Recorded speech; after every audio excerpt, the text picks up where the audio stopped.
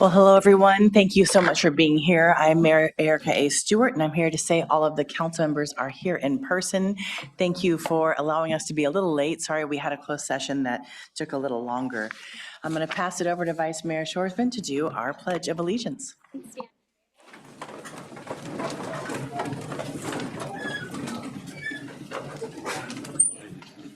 Pledge allegiance to the flag of the United States of America and to the republic for which it stands, one nation, under God, indivisible, with liberty and justice for all. Thank you very much. And City Attorney, can we have a report out on the closed session? Thank you, Madam Mayor. The council did meet in closed session on one matter of threatened litigation, facts and circumstances as set forth on the agenda, and with the full correspondence relaying that threat on file with the city clerk's office for public review. The council provided direction to staff, but no reportable action was taken. Thank you. So first off, we get to start off this meeting with something interesting and sometimes positive. We have a few proclamations to give today. We have the Domestic Violence Awareness Month, Apprenticeship Week, and Fire Prevention Week. Before we get started with that, though, I do want to let everyone know if you're interested in providing a public comment today, please provide the half slip over there that the city clerk has. If you could wave that, city clerk. If you can add that to her pile so we can make sure to have you speak. We do have a few business items after our proclamation before what I believe might be why many of you are here, which would be the wildfire urban interface and the code. And so we do have a public comment for items that are not on the agenda. Then we have a consent agenda for items that are deemed not usually controversial. And then we have the TBID, which is the Tourism Business Improvement District. And then we have the WUI, the Wildland Urban Interface Code. So I just thought I'd give you a little lay of the land as far as what's happening. When we have people in the room that are new, I want to make sure you know what's happening. So first off, I will be sharing the Domestic Violence Awareness Month. And then Vice Mayor, are you sharing the Apprentice Week? Perfect. And then I'll share the Fire Prevention Week. So after I am finished with the proclamation for the Domestic Violence Awareness Month, I am looking to see Jill Lemieux. Can you? Oh, there you are. Great. So if you want to come after I do the proclamation and share a few words about Lumina Alliance, that would be great. So whereas Domestic Violence Awareness Month calls attention to the fact that sexual assault is widespread and impacts every person in San Luis Obispo. Lumina Alliance provides essential life-saving services for survivors, their children, and families throughout San Luis Obispo County, including the city. Domestic violence can result in physical injury, psychological trauma, and even death. The devastating consequences of domestic violence can cross generations and can last a lifetime. The marginalization of certain groups in society, including undocumented individuals, transgender individuals, and those living with disabilities, increases their vulnerability to domestic violence. Lumina Alliance continues to provide a safe environment to those affected by domestic violence with a 24-hour crisis line, advocacy, therapy, transitional and emergency housing, and prevention education with the help of dedicated volunteers and professionals. Lumina Alliance has seen a surge in crisis line calls by 33% this year, rising from 2,100 to over 2,800 calls just in this year. Housing placements also increased significantly, growing from 170 to 210 individuals, served a 24% increase. Notably, nearly half of those housed were children, with 96 young people finding safe shelter through their programs. Lumina Alliance serves as a bright light during dark times for survivors of domestic violence, illuminating a path toward safety and healing. The City of San Luis Obispo strongly supports the efforts of Lumina Alliance, how every segment of our society can work together to address domestic violence and how to help survivors connect with services. Now therefore, I, Erica A. Stewart, Mayor of the City of San Luis Obispo, on behalf of the entire City Council and the community of San Luis Obispo, in recognition of the important work done by domestic violence programs, do hereby proclaim October to be National Domestic Violence Awareness Month. I'll meet you, Jill, right at the podium.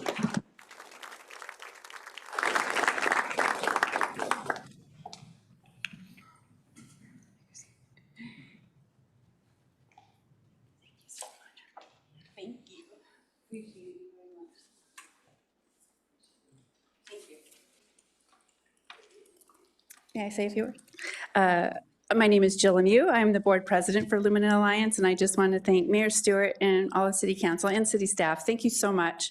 This means a lot to be recognized during this month. It's important for awareness, obviously, and I'm really proud of our staff and our group of volunteers that serve not only San Luis Obispo City, but the entire county when it comes to domestic violence and intimate partner survivors.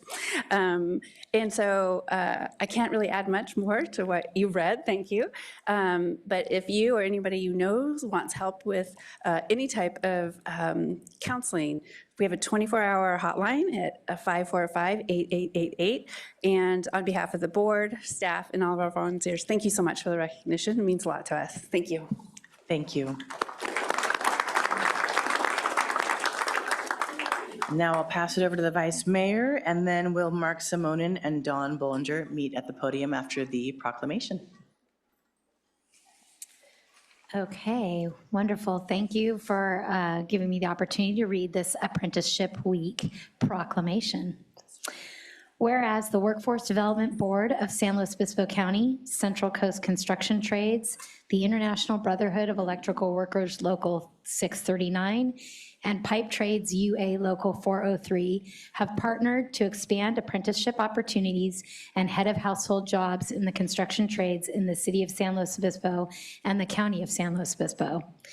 And whereas the advancement and well-being of the city of San Luis Obispo County, state of California, and the United States of America depends on the continued development of a skilled and trained workforce in the building and construction trades, and an ever-growing number of job creators and career seekers are discovering the benefits of apprenticeship's unique learn while you earn model. And whereas the city of San Luis Obispo recognizes that robust apprenticeship programs provide tangible value to both job creators and apprentices, with the potential to increase productivity, improve diversity and inclusion, and reduce recruitment and training costs while providing a pathway to prosperous, high-wage, middle-class careers and for job seekers. And whereas Apprenticeship Week is raising awareness of the vital role apprenticeship provides in creating a qualified and highly skilled workforce in the building and construction trades in the city of San Luis Obispo, the county of San Luis Obispo, and across the nation. And whereas in recognition of Apprenticeship Week, the Workforce Development Board of San Luis Obispo County, the Central Coast Construction Trades, the International Brotherhood of Electrical Workers Local 639, and the Pipe Trades UA Local 403 are hosting an apprenticeship forum and job fair on Wednesday, October 15th from 11 a.m. to 1:30 p.m. at the Pipe Trades Hall located at 3710 Broad Street in San Luis Obispo. Therefore, I, Michelle Shorsman, Vice Mayor for the City of San Luis Obispo, on behalf of the entire City Council, proclaim Apprenticeship Week from October 13th to 19th, 2025, and encourage the community to participate in the local apprenticeship forum and job fair. Thank you, and I will meet you at the podium.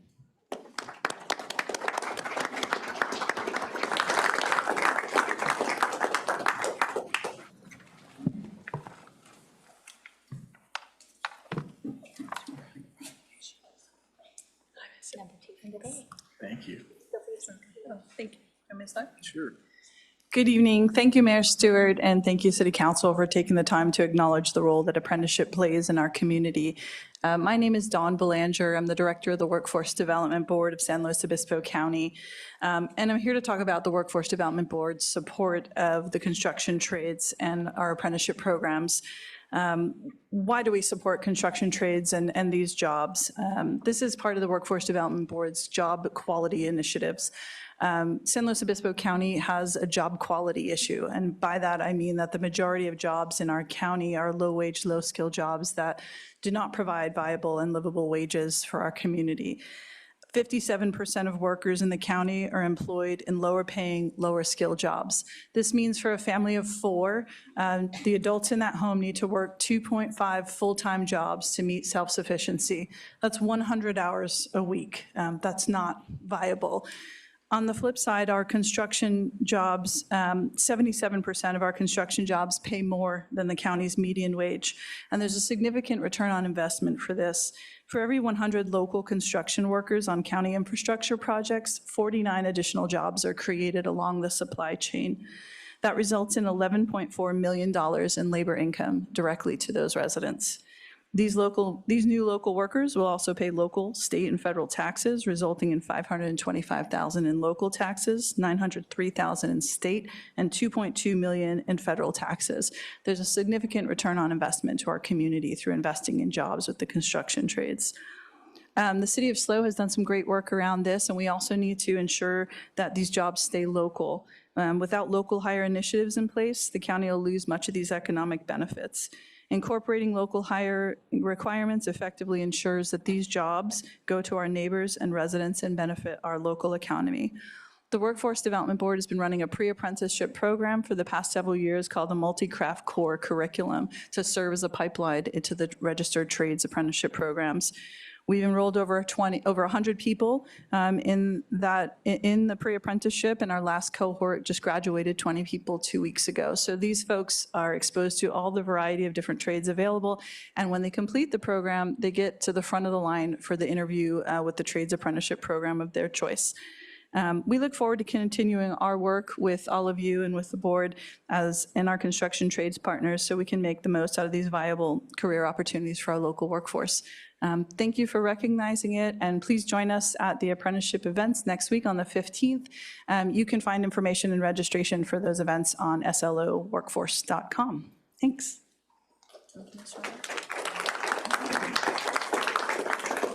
I don't have much more to say other than what Dawn covered, and I'm sure she can get that to you in text so you guys could really reference it. We do appreciate this council in particular, as leaders in our county, all the support you have given to these young individuals that start their apprenticeships here locally. The IBW, we have 54 apprentices right now. The UA is not able to attend this evening. They have a very similar number. These are all young folks. We feel that what we did at the Wharf Project was very instrumental, and I think it's a message that you as the leaders here could translate to some of the other cities here locally in our county, because it does work, it does keep the jobs local, and it does open opportunities for young folks to stay in the area and afford to live here. So but we do appreciate the support of this council in particular, and thank you.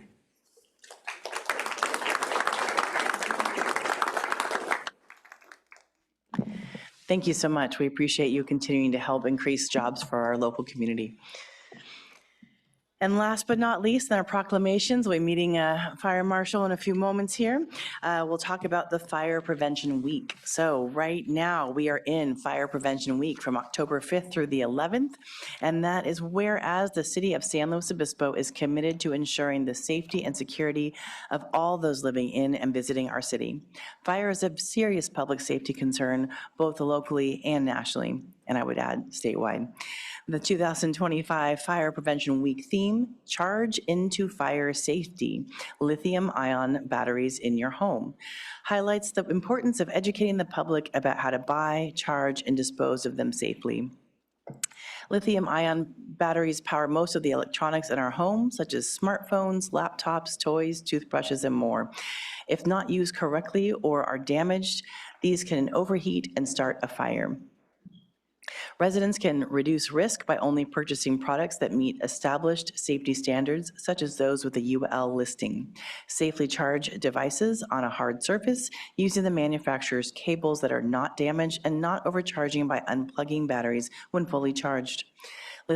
Lithium-ion batteries must be disposed of properly by recycling them at safe battery collection locations and to prevent fire hazards. San Luis Obispo residents are responsive to public education measures and are able to take personal steps to increase their safety from fire, especially in their homes.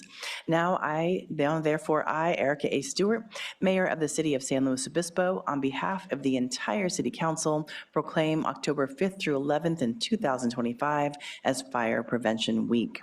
I hope you'll support the fire prevention and public safety efforts organized by the San Luis Obispo City Fire Department. Thank you so much.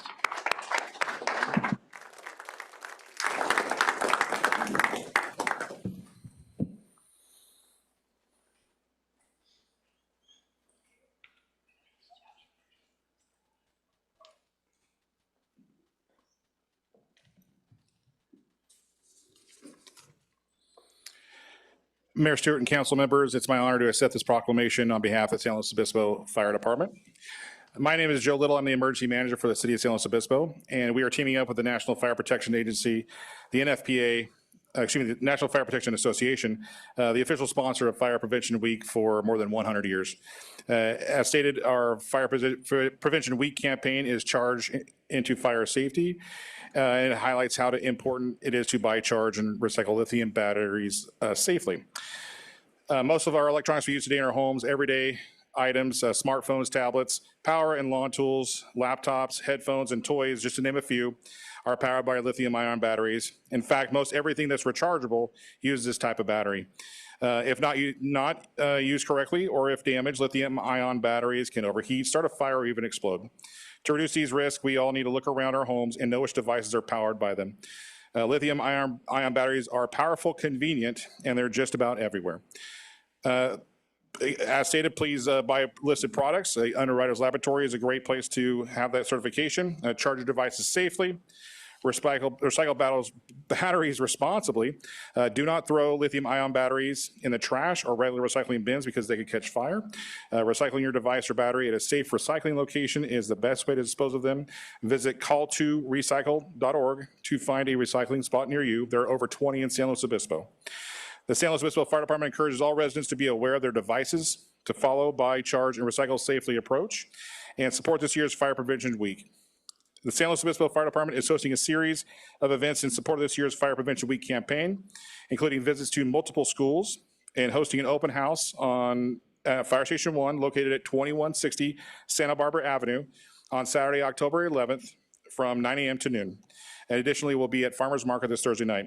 So please come meet our local firefighters, tour the station, check out our firefighting equipment, and learn how to safely handle lithium-ion batteries in your everyday devices. Thank you for your commitment and continued support of Fire Prevention Week.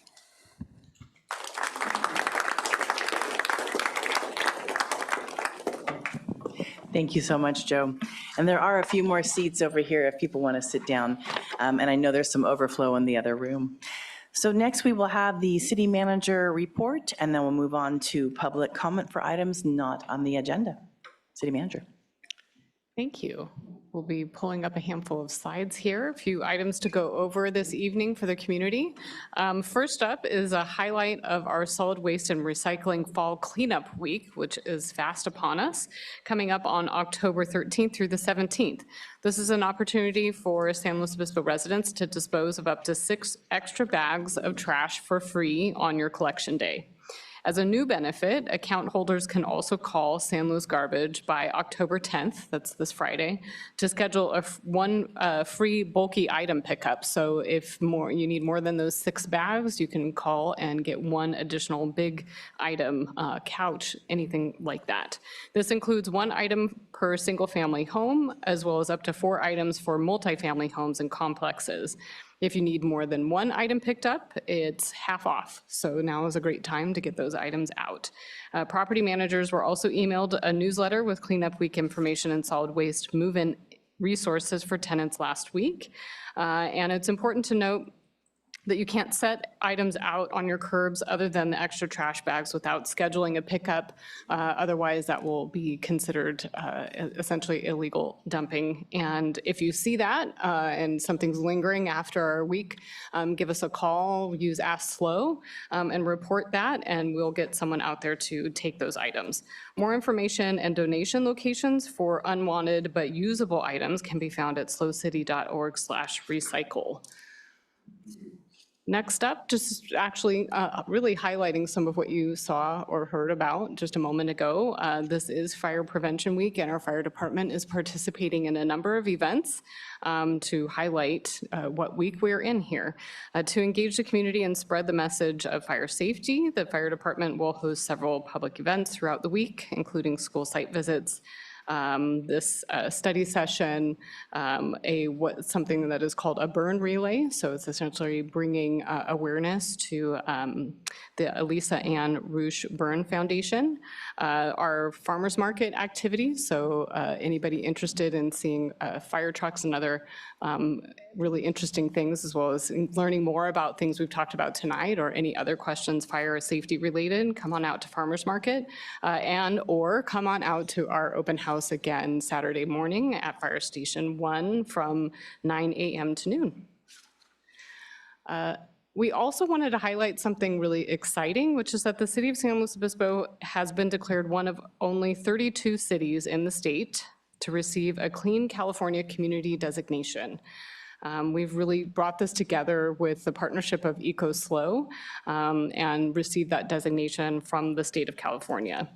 This comes together really to highlight a lot of the volunteer work that people have been doing throughout our community to help keep our community clean. The city and EcoSlow will receive Clean California Community signs, educational resources, automatic membership with Keep California Beautiful, access to grant funding, which is always helpful, and recognition in statewide news releases and cross-promotional Clean California materials. So to become eligible for designation, we had to demonstrate our commitment to activities such as hosting cleanups in the community, conducting litter assessments, and using anti-litter infrastructure.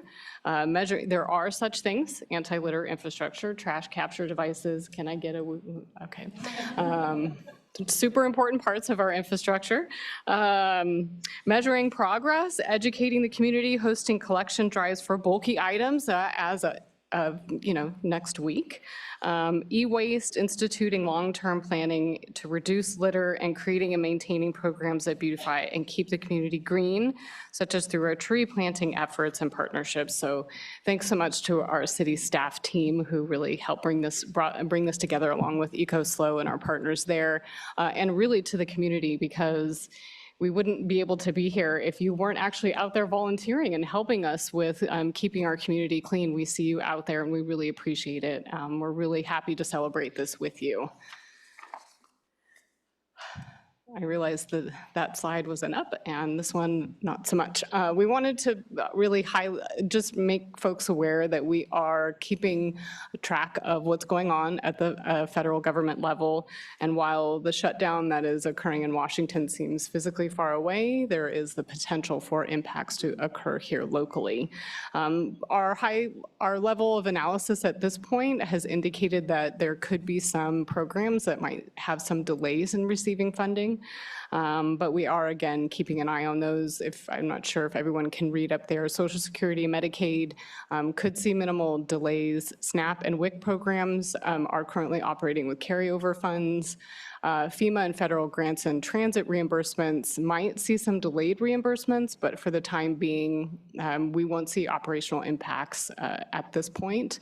Any permit or other type of activity that might require help from a federal employee at this point, we do anticipate seeing some delays there because there's not folks in the office able to help us with those things. And I know if anybody's going through a permitting process, that could impact them.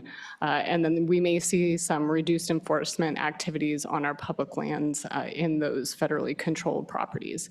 So at this point, to the city, our primary impacts are potential reimbursement delays. And then, of course, there could be some other economic impacts. And we also want to let folks know we are keeping an eye and understand that this may be impactful, obviously, to individuals and families in our community. And we are here to help and to hear, and we'll continue providing updates if things change. Next, we are officially in October, which is also known as, and Councilmember Francis could probably show you, Arttober, and we're here. That's right. It's very helpful, thank you. We're excited to bring this back for the third time in our city in San Luis Obispo in honor of National Arts and Humanities Month. And so with that, we have a short video to share with everyone.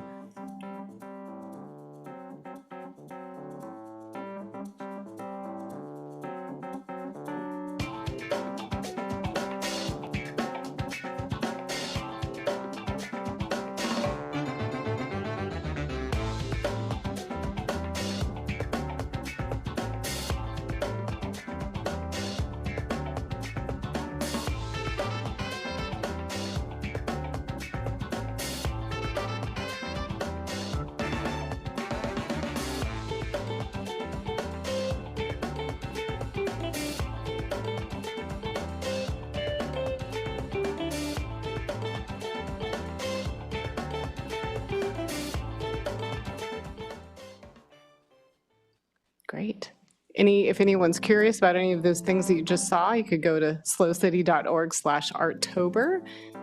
And this will just be the soundtrack to our meeting. Be great. Okay, and this is a preview of what we have scheduled at our next regular meeting, which is October 21st. We have a number of consent agenda items, just a couple I'll highlight here. One is we're excited to bring forward a new property to add to our list of historic resources. We will be bringing forward a project to do some work on Grand Avenue striping and signage. Next up, you will be hearing as well a little discussion later about the FEMA Fire Prevention and Safety Grant, which the city has been awarded a little less than $60,000 to help us with our fire prevention efforts that we'll be discussing this evening.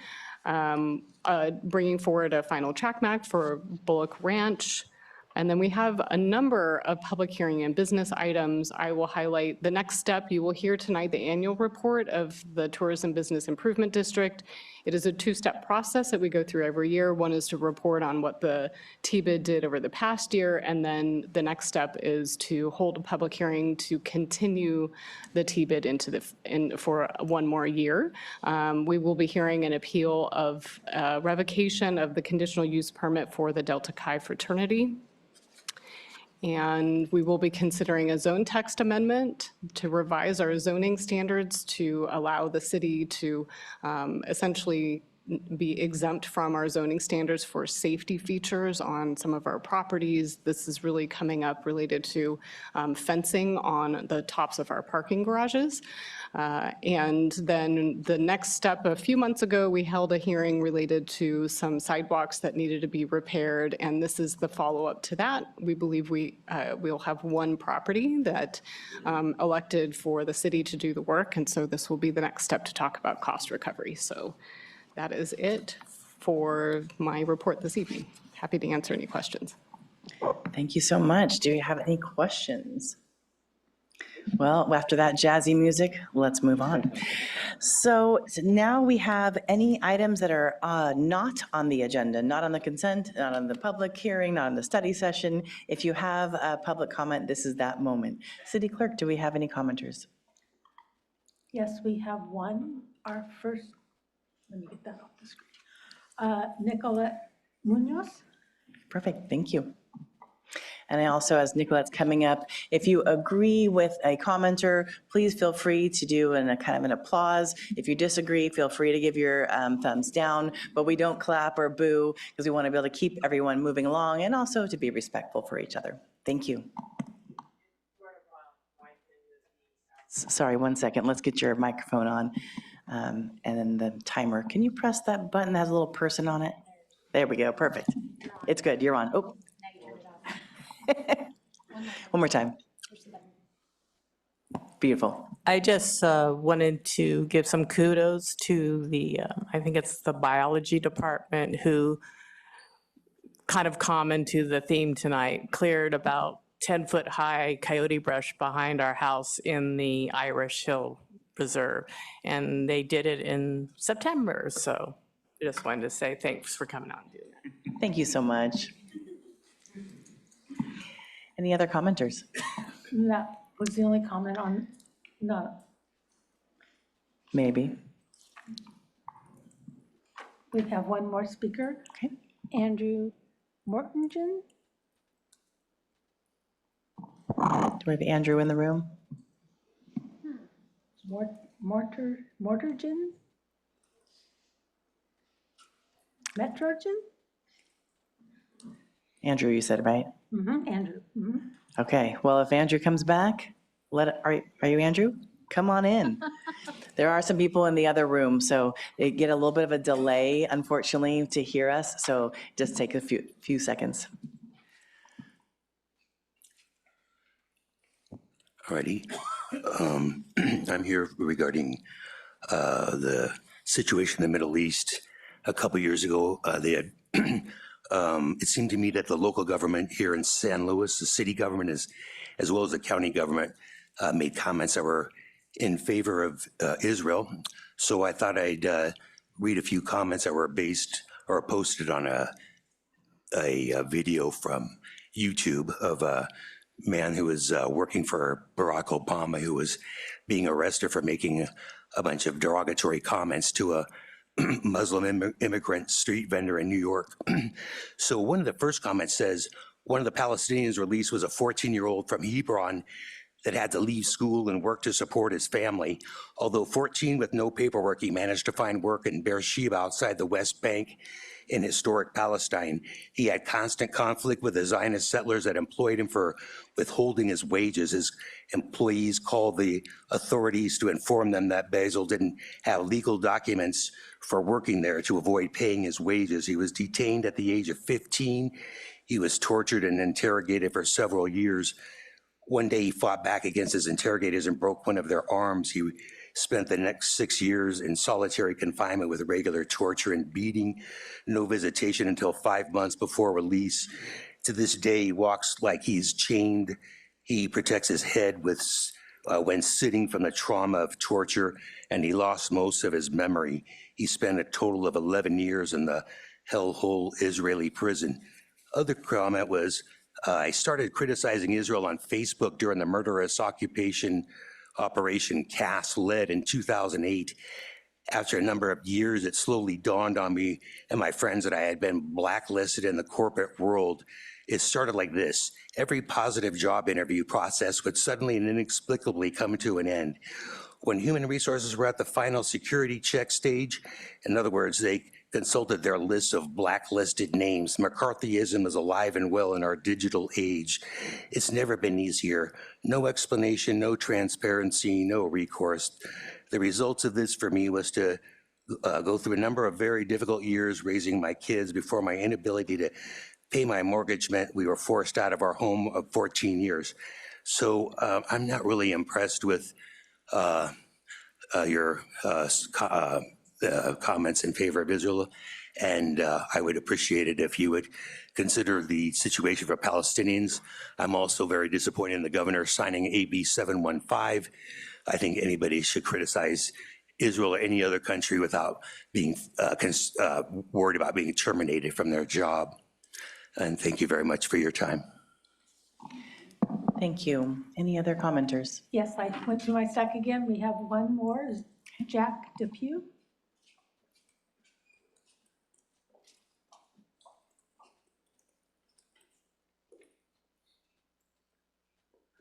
Hello, thank you so much for making some time to hear public comment tonight. And thank you for starting the meeting a few minutes late. It let me get here from work, so I appreciate that. I'm here tonight to say thank you for hosting the upcoming public forum on housing on October 28th. It's a really important topic in our community. I work with students primarily who are experiencing housing insecurity. And I experienced housing insecurity myself when I moved to this county. As I mentioned, I came here from work. That's a real adult job. It comes with health insurance and all that kind of fun stuff. And still, when I moved here to take that job, I was houseless for about a month looking for a place because there was not a good registry of where I could look for a rental property or landlords who had been good landlords in the past. So I would waste a lot of time, right, going and looking at houses that didn't have doors that locked or had kitchens that didn't really work and things like that, which is really a shame in this county because I personally think that we can do a lot better than that. And we owe it to the people that live in this county and this city in particular. I think 62% of us are renters, and they really deserve better. We deserve better, all of us. So thank you so much for hosting the forum that's coming up on the 28th. And I look forward to having some robust discussions and moving that forward. Thank you for your time. Thank you so much. That was our final speaker. Okay, perfect. Next, we have the consent agenda. These are for items that are typically not considered confrontational, but wanted, thank you, controversial. I knew it was the wrong word, my goodness. Definitely not confrontational either. Anyway, so items 6B through 6H, do any of my colleagues have anything they would like to pull? All right, Councilmember Francis. I don't want to pull anything, but just wanted to give a little shout out to the crossing coming at King and South. It's been a long time coming and a lot of really hard work and advocacy from members of the community, and just want to be appreciative of all of that time that people put in to make this happen and all of the staff work that went behind it. So thank you. Thank you, Councilmember Marks. Yes, and just a brief shout out to on 6H to the city lowering the fees for nonprofits that are having large gatherings, such as demonstrations or festivals in the plaza. So thank you. Thank you. I also want to give a big shout out for 6Z, 6D, and 6H. I think similar to Councilmember Francis and Marks, I agree. It is so great that we continue to look at what we do and we don't leave it up on the shelf. We actually take it down and we keep looking at what we're doing, what needs to be changed, what needs to be updated, so we can help the community as best as possible. That is the Economic Development Strategic Plan. I will say, please take a look at that if you can. We are trying to help everyone be economically viable and vibrant, and have been having a lot of conversations in the community with our downtown businesses and trying to figure out how we can continue to help. And yes, I'm looking forward to the safer King and South Street. I think that is going to be really great. And so with that, if there's no other comments, any public comment on our consent agenda items? No, we have none. All right, with that, can we have, great, Councilmember Marks? I'd like to move the staff recommendations for the consent agenda. Thank you, and a second from Vice Mayor? Happy to second. Wonderful, can we have a roll call, please? Councilmember Marks? Yes. Vice Mayor Shorsman? Yes. Councilmember Francis? Yes. Councilmember Boswell? Yes. Mayor Stewart? Yes, the motion passes 5-0. So next we have our 24-25 annual report of the Tourism Business Improvement District, lovingly known as the TBID.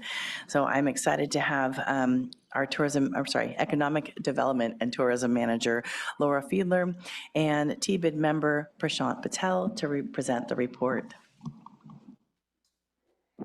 Thank you, Mayor, and I'll just provide a brief introduction as we're pulling up the presentation for tonight. We're happy to be here. We have a relatively brief presentation, I promise, this evening, although it does include a little video. But we do think it's really important to take an opportunity to speak about the importance and the role that tourism plays in our community and all the work that we do at the city to help support that. Just a couple of facts and numbers. In 2024, the city welcomed 1.5 million visitors to our city, and 1 million of those individuals stayed overnight in the city. And those visitors are not just supporting our hotels, but also the overall economy.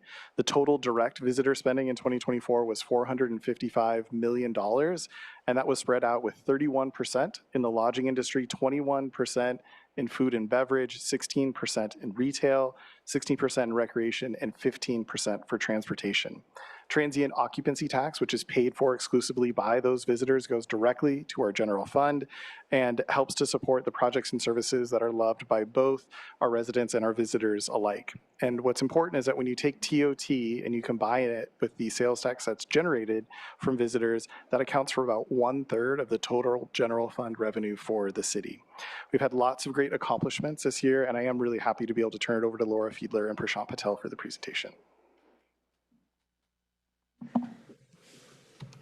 Okay, good evening, Mayor Stewart. Thank you, Greg, for the introduction. Good evening, Mayor and members of the council. It is my sincere pleasure to be here for the first time to present to you in my role our fiscal year 2024-25 annual report for the San Luis Obispo Tourism Business Improvement District, or TBID.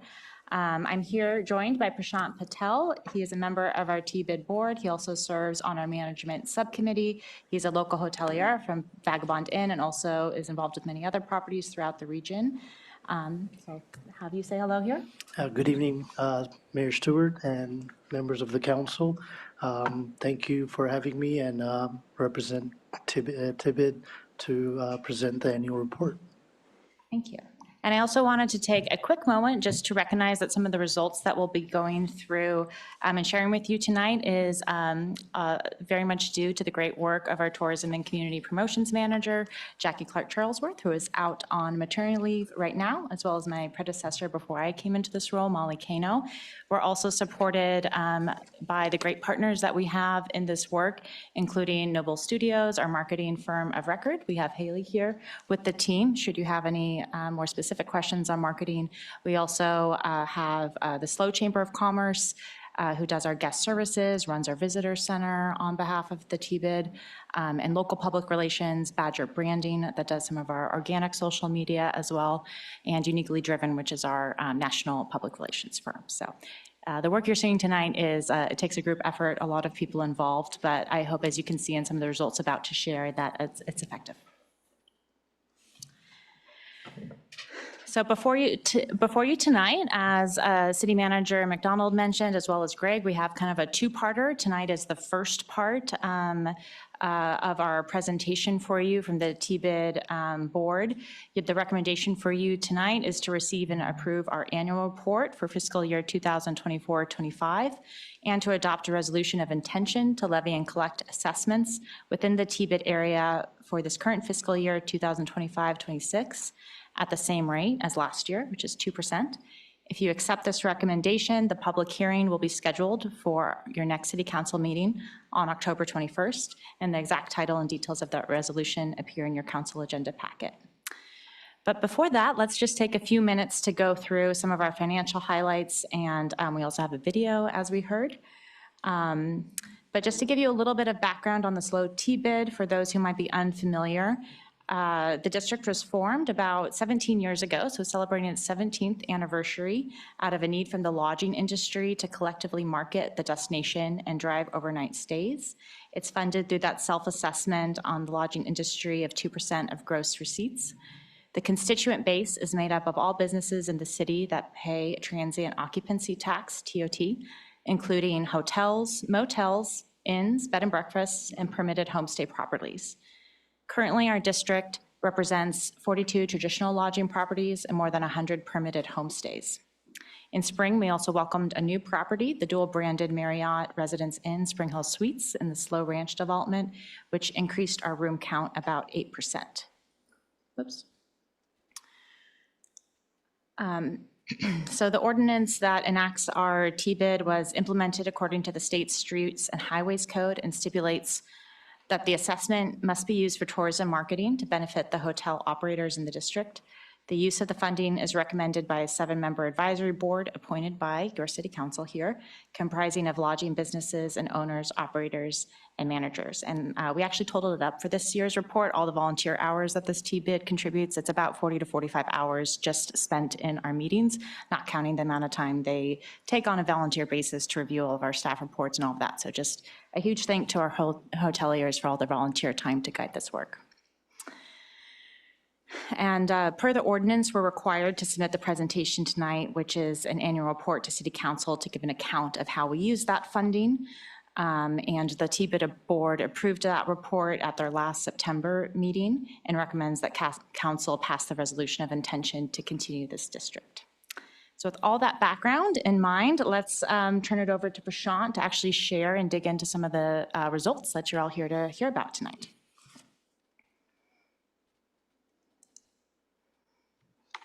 Thank you, Laura. In terms of key performance indicators, the TBID tracks transient occupancy tax revenue and TBID revenue. occupancy, average daily report, and revenue per available room to track performances and trends in the destination. I'm happy to share that last year was another record-breaking year for TOT collection, which is the transient occupancy tax. The city collected $11.4 million in TOT revenue, 3.2% higher than the previous year. As Greg mentioned in his introductory remarks, we recognize at the TIBIT board how important this number is to the city and our community, because the entire $11.4 million goes directly into the city's general fund for the services and programs that our community needs and values. These include public safety, park maintenance, open space, citywide infrastructure, and so much more. Given the increased economic uncertainty and headwinds that have impacted the broader tourism industry this year, this impressive result is a reflection of Visit Slow's strong performance and hard work to stay ahead of the curve. As we look at other key indicators, occupancy and revenue per available rooms were also nearly 3% higher than the previous year, but average daily rate remained relatively flat. This means that lodging providers are selling more rooms, but prices have stabilized. Our average daily rate is still $24 above where we were at before the pandemic, but below the peak of $195, which we achieved in 2021 and 2022. Now taking a look at our TOT figures per month, we saw the typical trend of the inverted bell curve with peak season in summer and spring, and the dip to a lighter fall and a further dip during winter.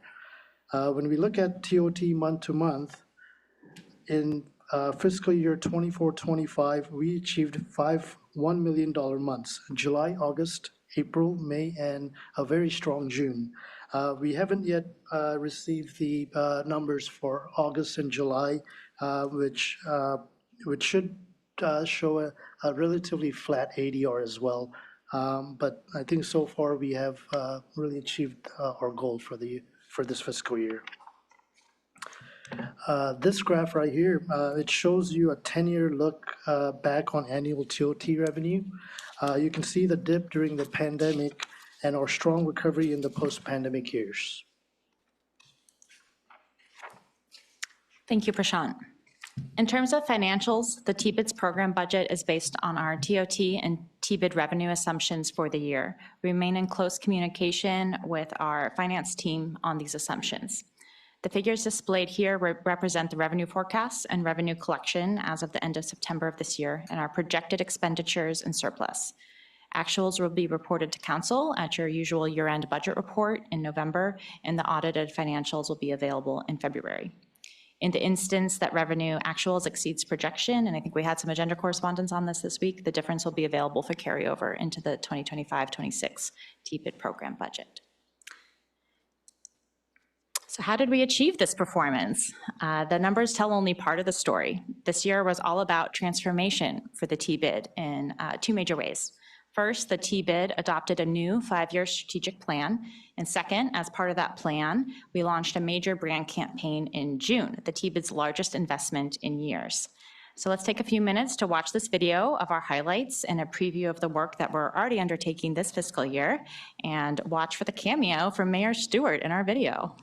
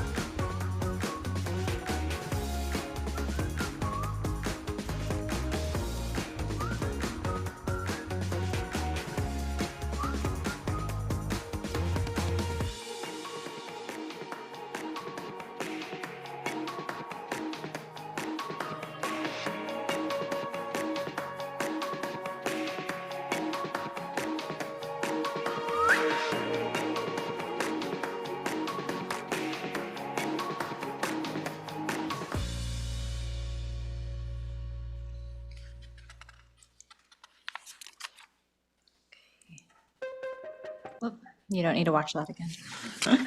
Okay, so this brings us back to the recommendation that I had for you at the start of our presentation, which is to adopt the report and adopt a resolution of intention to levy and collect those assessments. And at this time, we can turn it over for any questions that you might have for Prashant and I.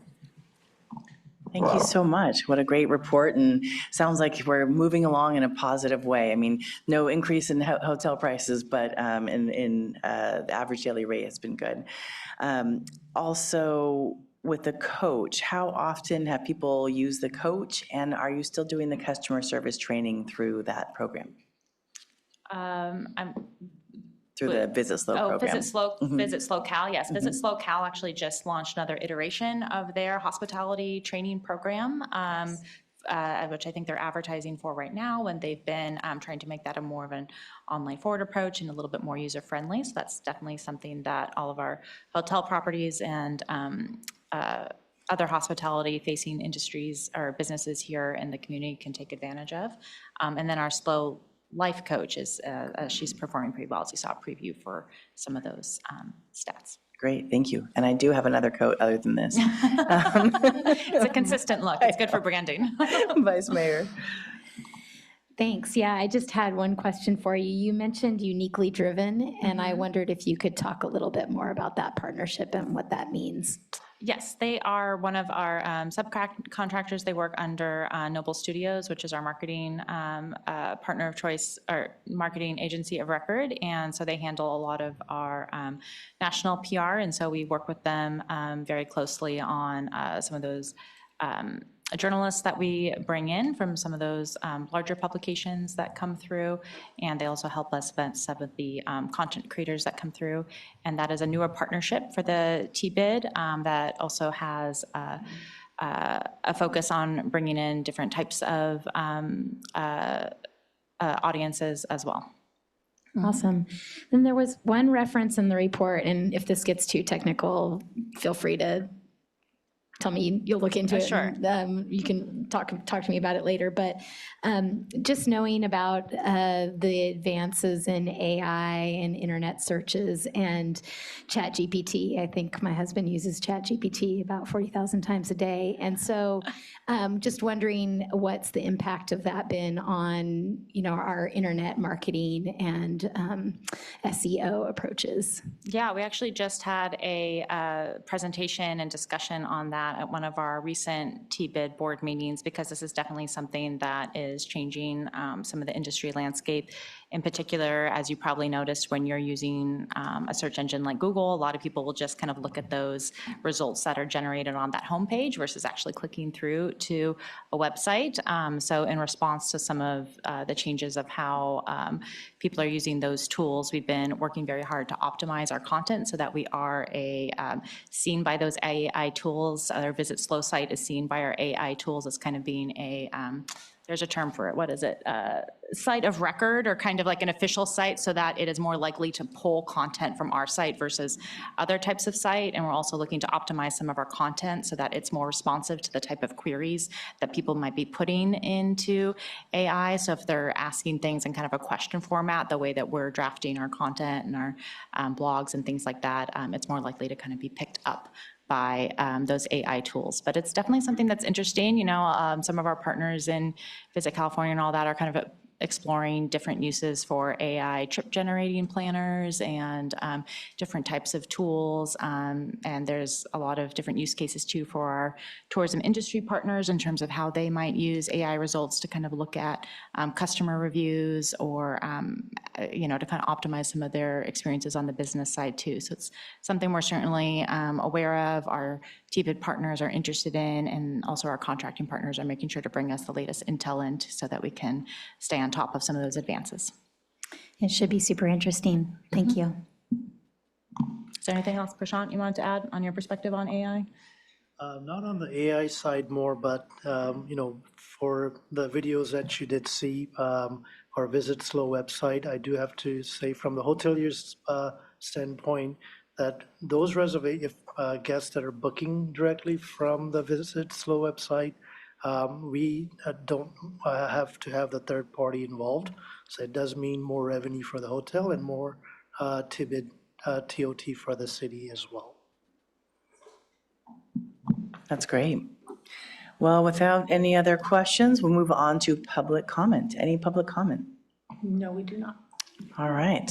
Well, then we'll move back to any deliberations or moving on to a motion. Councilmember Francis. Yeah, I just wanted to say briefly that we're really enjoying the new marketing campaign, and really especially appreciate that it's values driven and really kind of captures what our city is trying to put as our best foot forward. So I appreciate that, and you all have been doing an incredible job. And thank you for all of your service on the TBID. I appreciate it. Thank you, Vice Mayor. Yeah, totally agree. I think you all have done a fabulous job. Thank you for all your volunteer efforts. And thanks also to our partners at Badger Branding and Noble. I think you all have done a great job of really defining San Luis Obispo, and the Slow Life Coach is just super fun. So thank you. Thank you. Well, I also want to echo thank you to everyone on the TBID, Mr. Patel, as well as everyone else who was on the TBID. We know it's a lot of work. We very much understand reading through staff reports and appreciate your time. So with that, I will go ahead and move staff recommendations for us to see you back here on the 21st. Do we need an official motion? Yes, okay. Well, I will move the staff recommendations. Is there a second? Councilmember Francis. I will second. Wonderful. Can we have roll call? Mayor Stewart? Yes? Councilmember Francis? Yes. Councilmember Boswell? Yes. Councilmember Marks? Yes. Vice Mayor Shorsman? Yes.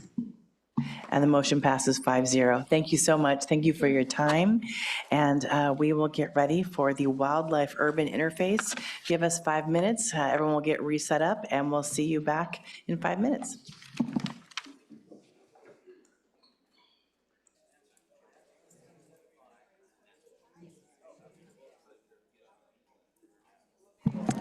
Well, thank you for the quick break. We got our bio sets, and we're ready to go. So let's hear from Chief Tuggle and Fire Marshal Daniel, and we'll get going on the Wildland Urban Interface Code, lovingly known as WUI. All right, Madam Mayor, Council, and community that has joined us, as well as staff. Thank you. Thank you for this opportunity to share tonight. And that is a sincere thanks, because what we're going to talk about tonight is complex, it's challenging, but it's also an opportunity to share in increasing the resilience for our community, our entire community, from the threat that is wildland fire. So thank you for the opportunity to present tonight on the WUI Code adoption. The WUI Code, or with us, and I just want to say another thanks to the large contingent of staff with us tonight from across the city, who have come together to collaborate in this significant code adoption. In fact, this is actually the first year that California has released the WUI Code for adoption. And tonight we have representatives from the fire department, water, CDD, engineering, planning, building, Office of Sustainability and Natural Resources, the city attorney, and the city attorney's office in what is truly a multidisciplinary approach.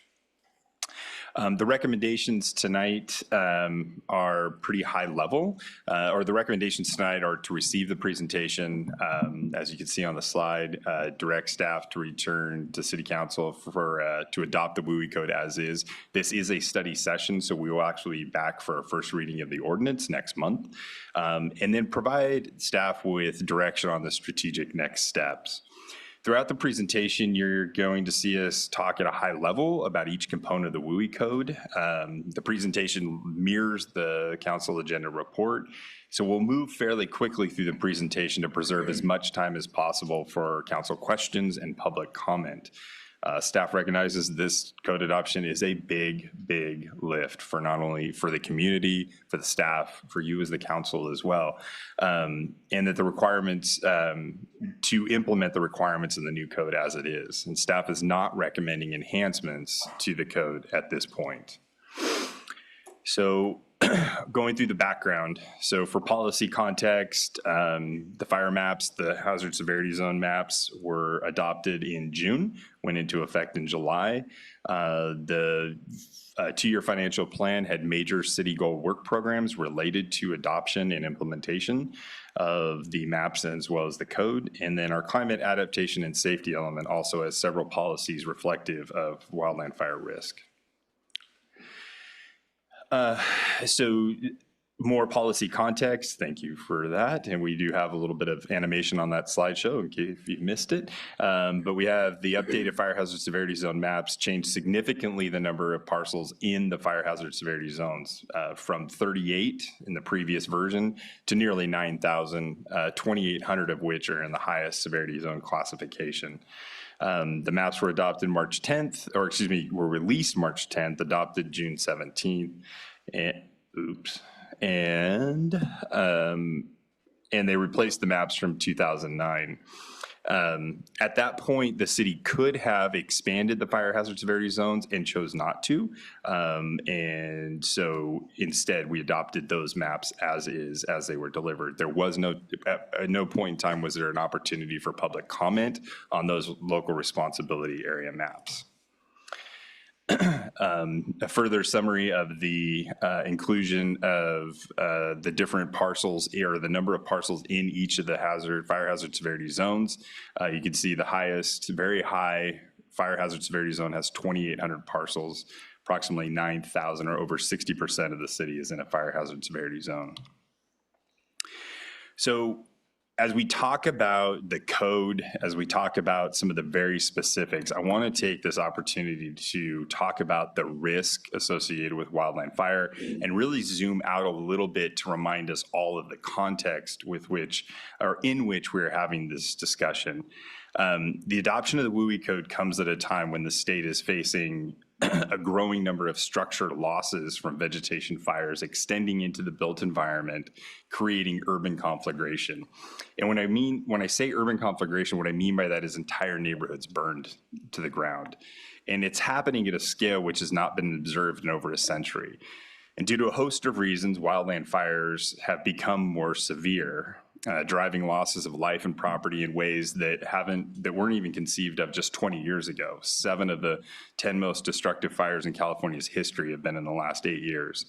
And the latest manifestation of this existential hazard is a series of fires in Southern California this year, resulting in 30 fatalities, 16,000 structures destroyed, and property losses of at least $28 billion.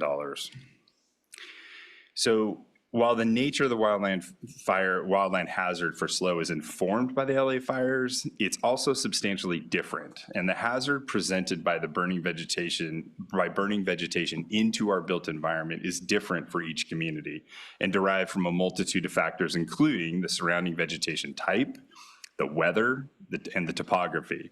And the clearest representation of the hazard that we're looking at is in the fire hazard severity zone maps. And these maps were adopted by the council as we spoke of before.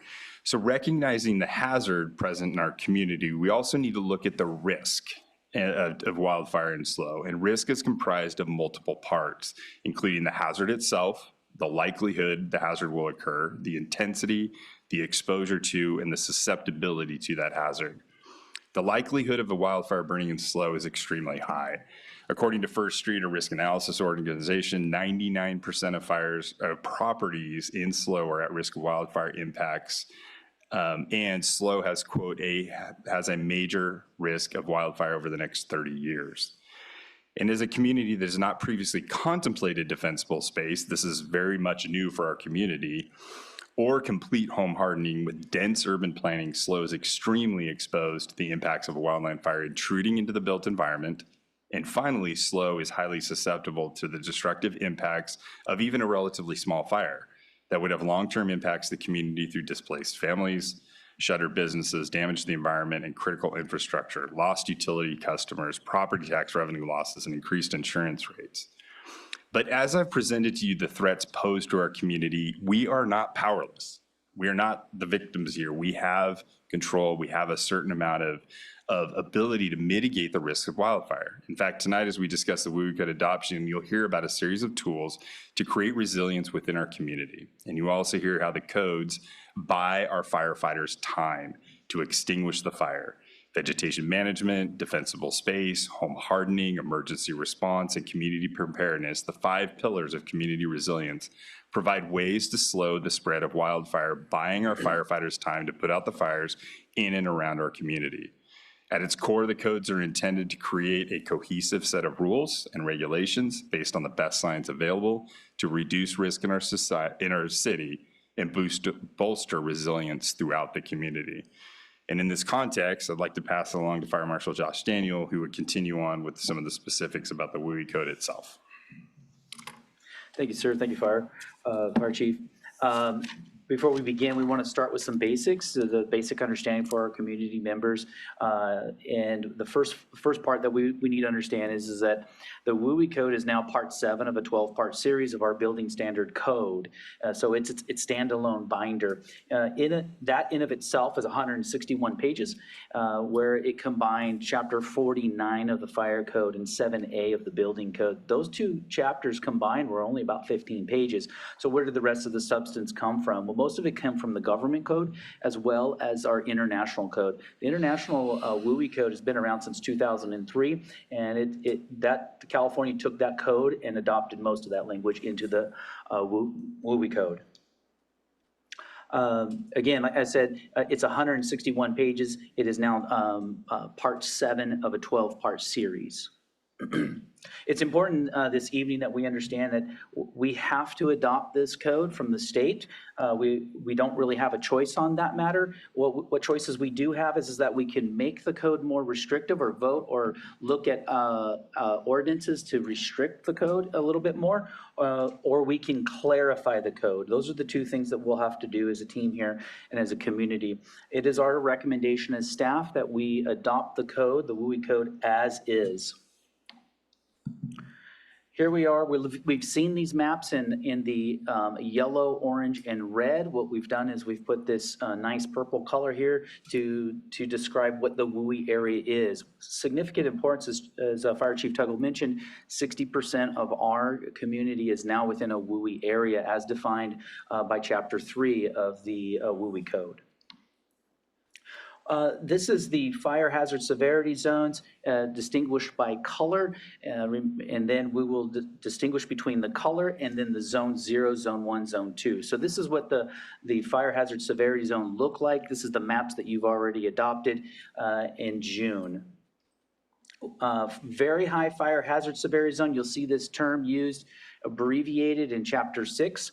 What we're talking about here is the red zone of our city, and this is going to be predominantly Chapter 6 requirements.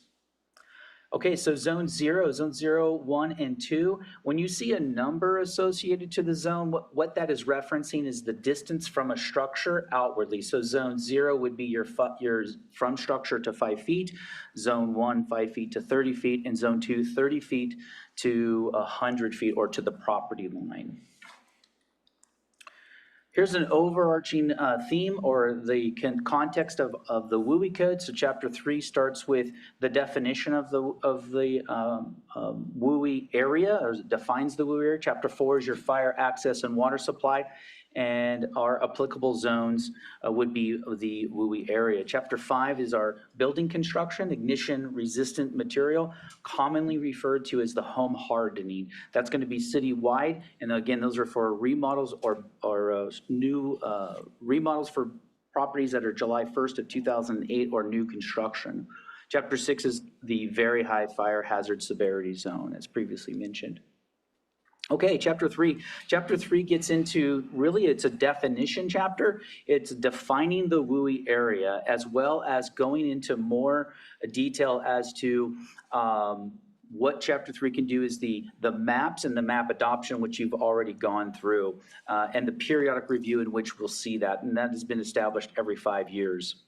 So when you see the slides here, you'll see strategic step number 1. That is a connection to your council agenda report, and we want to pay particular attention to that. We want to revise, this first step is we want to revise the definition of the WUI area as defined by Chapter 3. Okay, Chapter 4 is our fire access and water supply standards, and it defines what areas that will be attributed to. So that is all of the WUI area. Again, we're back to that real nice purple slide and map. So the water supply and fire access requirements would be within the purple area there. Strategic step number 2 is that we would include updates to the city engineering standards in the fall of 2025 to reflect the new changes of the fire access and water supply. I will tell you that none of the standards of the water supply changed, but I will say that our water supply in our city, it meets standard and in most cases is above standard. So that is a good reassurance to our community members. Chapter 5 is our home hardening and our building hardening standards and regulations. Before we get into the home hardening standards, I want to show a quick little video. This is our firefighters on day 2 or 3 of the Palisade fires when they were called up to service to go help protect that community. And here is a short little video demonstrating what we're going to be talking about in real life time. So I'll be describing and talking through the video. It's a quick little 30-second video.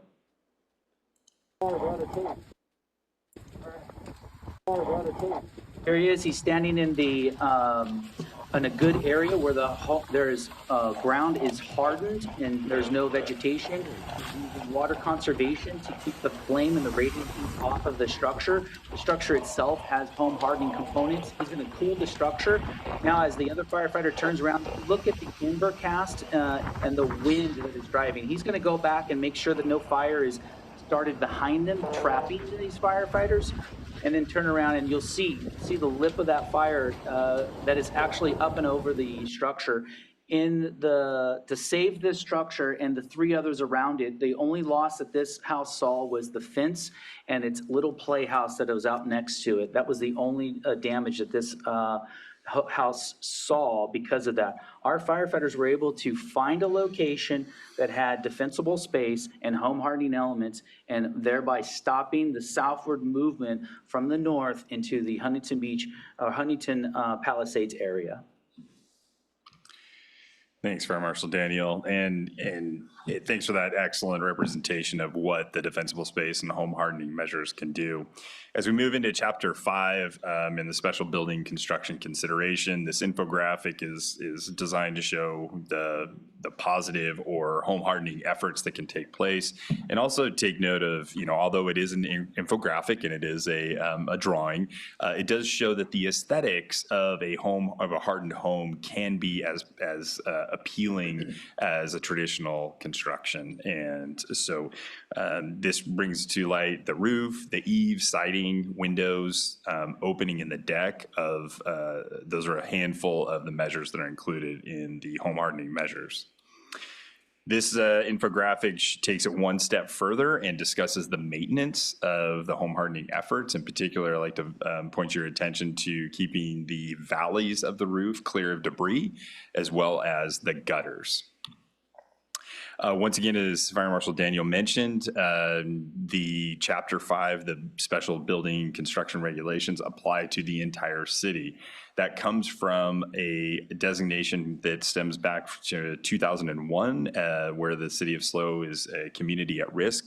That was codified in the municipal code via Fire Code Amendment in 2012. And so now with the adoption of the WUI code, we'll take all of the home hardening measures and apply them to the community at risk designation, which includes the entire city.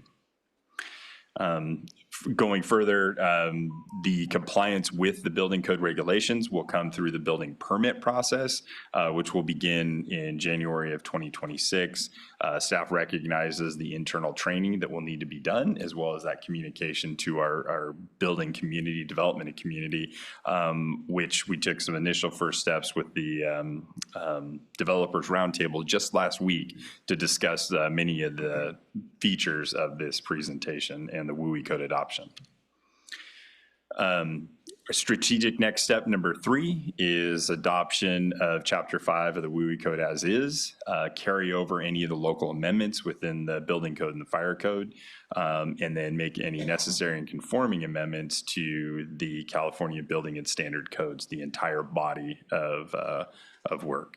One thing to note is that Chapter 5 does not apply retroactively. So this is for new construction and then any remodels that trigger, that hit certain thresholds. And I'll pass it off to Fire Marshal Daniel for Chapter 6 and fire protection requirements. Thank you, sir. Yes, so Chapter 6, I think this is where staff anticipates, though we will probably spend most of our time in discussion and questions. And so I will breeze through these slides quickly so we can have time for that as well. So this is where Chapter 6 is the defensible space chapter. And we're looking at fire protection requirements, vegetation man, and landscape plans. Here is just a picture of exactly what that looks like or that describes. I recognize that that's not a home in San Luis Obispo in the space. However, it just clearly identifies the different zones in a really good diagram for us and for what we're looking for our community. Fire protection plan, vegetation plan, and defensible space. So what exactly are those 3 different things? A fire protection plan, we're going to get into a little bit more detail in the vegetation plan. The strategic next step number 4 is that we would include an amendment to the WUI code, Chapter 6, to clarify the provisions to only apply into the very high hazard severity zone. So again, the applies to very high fire hazard severity zone. A fire protection plan is not anything necessarily new to the development plan review process, but they would only be applied to the very high fire protection plans to the very high zones, and only on projects that are larger in nature. So we're talking about a large commercial project or a large development. We're asking to require those particular plans. What's on those plans? Those are like the size and the nature of the project, adjoining properties, the boundary lines, and emergency access. Again, information that is not new, though what we ask for from the developers. Fire protection plans are applicable to subdivisions and large-scale developments is the staff's recommendation and interpretation of this particular code. The city current entitlement process for subdivisions and large developments already require the fire protection plan information. So strategic step number 5 would be requiring those fire protection plans for subdivisions and for the large-scale developments. A vegetation plan, or sometimes commonly known as a landscape plan, is kind of if the fire protection plan would be the larger scale, this would be for more of a smaller scale project. And this is demonstrated in, Tinover Studio provided this for us as an example to show what a landscape plan looks like. I know the print is small, but basically it's identifying each of the vegetation, what its expected growth rate and size. And so the staff would take this and look at this while it exists on paper and provide feedback when it comes to those projects being developed. Here we are talking about the fire protection requirements. This is a good description of where a tree is within the first 5 feet. It can exist within the first 5 feet of the structure. What we're asking, or what this chapter is stating, is we need to limb that tree up off of the structure and above the roof.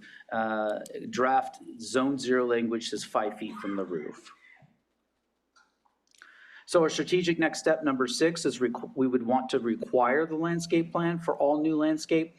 The reason for that, and this will be the only code that I will quote because I don't want to be too dry for you, is that the Code of Regulations clearly states that we have to inspect as the fire department, and we have to inspect before the issuance of certificate of occupancy. So it makes sense to staff that we would do the plan review on paper and not show up during the end phases of a development and tell them, hey, your plans are wrong. So that's why we're leaning towards let's make those adjustments while it exists on paper. Save everybody a lot of time and money.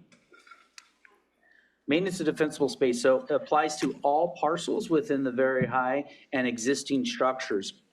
So currently, when the maps were adopted in June, Zone 1 and Zone 2 requirements are required currently on our parcels within the very high fire hazard severity zone.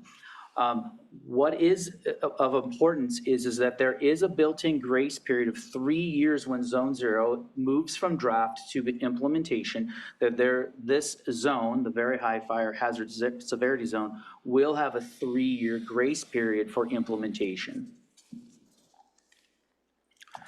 Here we are, another definition, or as we talked about with the Zone 0, again, Zone 0 is the 0 to 5 feet, 5 to 30 feet, and 30 to 100. And again, it's important to note that that is still in draft form. Here's a great diagram of what that document is looking for in our community and our homes. So what exactly is the added advantage of having these zones and defining these zones? Zone 0 is to keep embers from catching the vegetation on fire up against the structure, protecting the structure from direct flame impingement. Zone 1 is kind of a fuel reduction zone. The idea is that if the fire is moving from the wildland into the urban area, that zone would be reduced to a significant portion where the fire would drop to the ground where it's been cleared and buying the firefighters more time. And then Zone 0 is where the predominantly heavy timber would be and where your radiant heat would get a lot hotter. So the Zone 0 is saying that, or Zone 2 is saying that we would keep the radiant heat off of the structure. So there is an emphasis for each of the zones. All new plantings in the very high fire hazard severity zone must comply. So if you don't pull a permit and you want to be like, hey, I want to do the right thing with our home, what we're saying is that reach out to us, go to our website. We do have all kinds of documentation on there to help guide you. What we don't want you to do is to plant plantings that don't meet that requirement. So we definitely appreciate the voluntary, the maintenance and the installation of what you want to do with your gardens. That's great, but please reach out to us as a resource before doing so.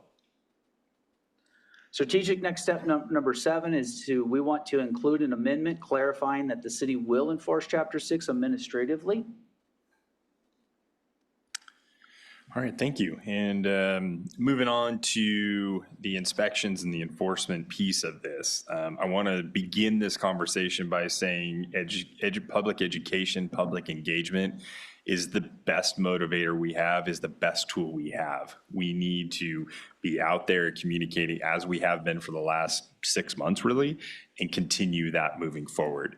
On the slide before you, you see our enforcement options as there's a complaint-based DSI standing for defensible space inspection or a reactive inspection practice.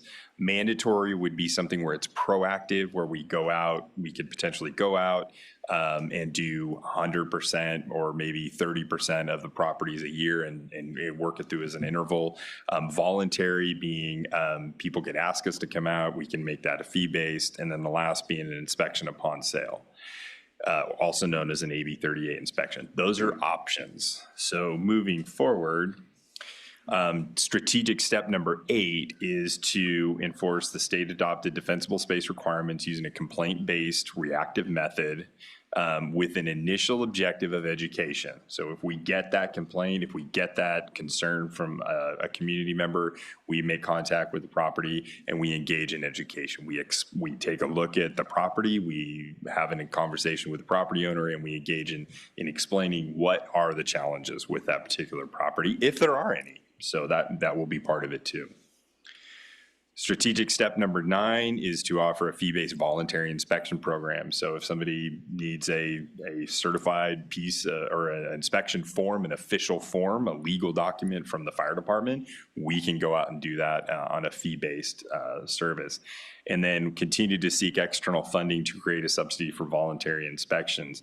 And I'll add in there that we can continue with the community education piece. And in your staff report, you also saw that we've received, and you'll see it next council meeting, the receipt of a grant from FEMA for a fire prevention and safety grant to help hire interns to come in and train them and equip them to go out and continue this community education piece and provide those suggestions for defensible space and home hardening compliance.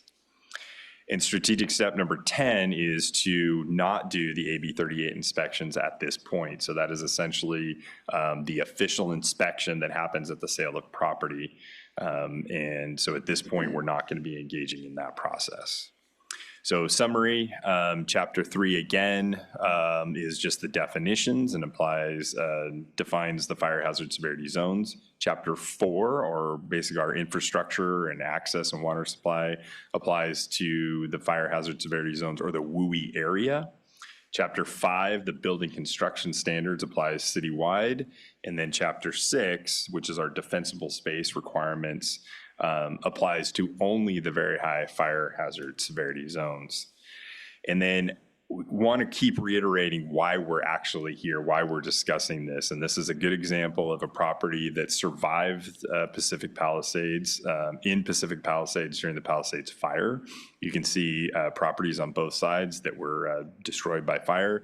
The unique factors of this property or this home are the home hardening efforts that were built into it, from a cement wall to tempered glass with metal window frames, to non-combustible siding. You'll notice the eaves on the left-hand side of the house. There is no overhang. There's no soffit there. There's no eave vents that can be exposed to ember wash. So there's several factors here that made this home extremely resilient in the face of an otherwise devastating fire. I'll pass it off to Fire Marshal Daney. Thanks, sir. So potential local amendments to the WUI code. So there are 2 major key findings. Number 1 is it is staff's recommendation that we adopt the code as is, but it is of significant importance to also point out that the city could adopt more restrictive building standards. That is definitely an option, and expand the area and or the requirements that can happen with this body.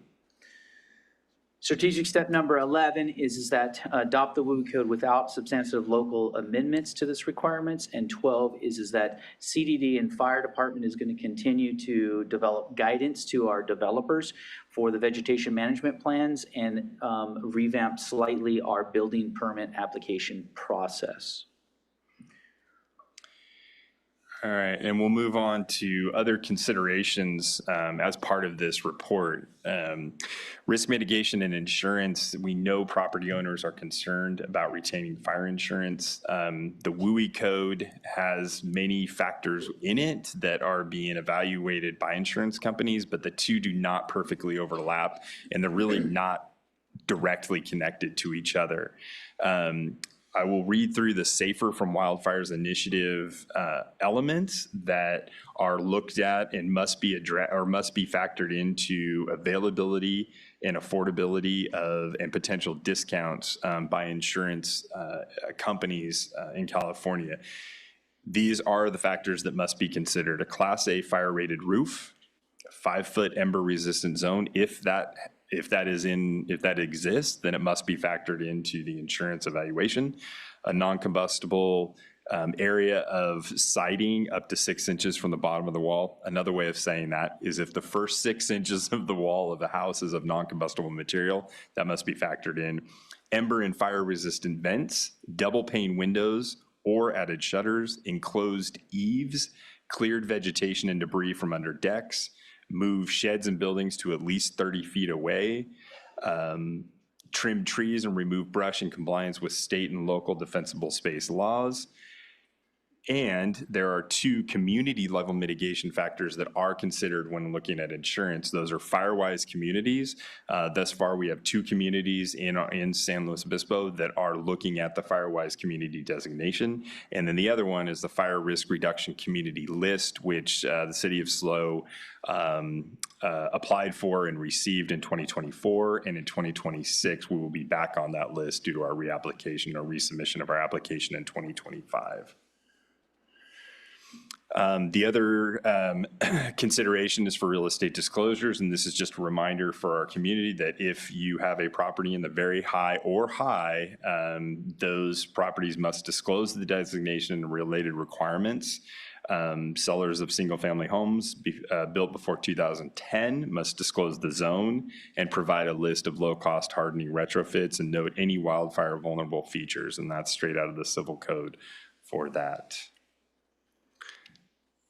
And one last note on that is just these rules have actually been in place since 2021, but because of the updated maps, they now apply to a much larger portion of the properties within San Luis Obispo. Next is our city policy implications. There's 2 of significant implications here. The general plan needs to be updated and amended to reflect the new maps. So when the city council adopted the maps, that then forced staff to have to go back and amend the general plan update. And of course, after the WUI code adoption, that may add different elements to that particular plan. The other one is the subdivision specific plan. This would be amendments to allow previously planned developments in the very high fire hazard severity zone. So that would need to be addressed. We're looking at strategic step number 13, so the amendment to the climate adaptation and safety element. And then number 14 is agendized the study session for reevaluating the prohibition on subdivisions within the very fire hazard severity zone. Tree ordinance. So it's also good to point out that, first of all, the fire department loves trees. We're not here in the business of removing trees, okay? Let's just put that out there right away, okay? We appreciate the tree ordinance. We think that our tree canopy is extremely important and unique to our environment. That's first and foremost. But there are some things that we want to point out, and that is that it is not directly inconsistent with the WUI code. It's not. There will need to be some additional amendments to facilitate the WUI code, but it is not in direct consistent with the tree ordinance. Strategic step number 15, we will need to amend the tree ordinance to clarify the process of trees impacted by the WUI code. That would be the biggest change there. Public engagement. So both the emergency manager, Joe Little, who received the proclamation, and myself, we have gone to 12 different HOAs and groups. We've made contact with 260 homeowners. Those 260 homeowners all have requested that we come and assist them in some capacity. We have put on since March when the maps released over 40 different digital publications through our social media accounts and have really vamped our entire web page in order to target those groups like residents. We've also had open City Hall and this study session today. Post-study session, we understand that the education component doesn't just end when the study session ends. Chief and I are in absolute agreement that this is probably a 3-year commitment of education to our community because of the level of what this brings to our community. So we're looking at partnerships with our landscape, our downtown landscape architects, and general contractors, developers roundtable, which we had last week, which was quite successful. We got some good questions from them and direction from them on what their thoughts were as well. We will continue to do that for the next 3 years. All right, so the end is in sight here, and we're going to wrap up and have some recommendations. And I want to, again, take the opportunity to zoom out just a little bit and remind us why we're here. We've seen a high-level summary of the WUI code itself, and staff recognizes that this adoption is a huge lift. Staff is not recommending enhancements. But the delivery of these tools comes at a time of extreme wildfire risk, and we've talked about that in LA. We've talked about the property loss. And although our risk here in SLO is not the same as, say, LA or even Lahaina or Paradise that was devastated in the Camp Fire, we still have a significant risk of wildfire in our community. The resulting risk must be addressed. We must take a look at that. We know what to do in order to reduce our risk from the next wildfire. We know that there's not enough firefighters. There wasn't enough firefighters in LA, and there's certainly not enough firefighters in San Luis Obispo County to stop a fire that burns from the grass and the vegetation and gets into the built environment and starts urban conflagration. But we have the tools to mitigate that risk. And if we can implement vegetation management prescriptions, we can slow the fire burning into the city. If we can when we implement defensible space in Chapter 6 of the WUI Code, we can slow those embers from landing near our homes and burning those structures.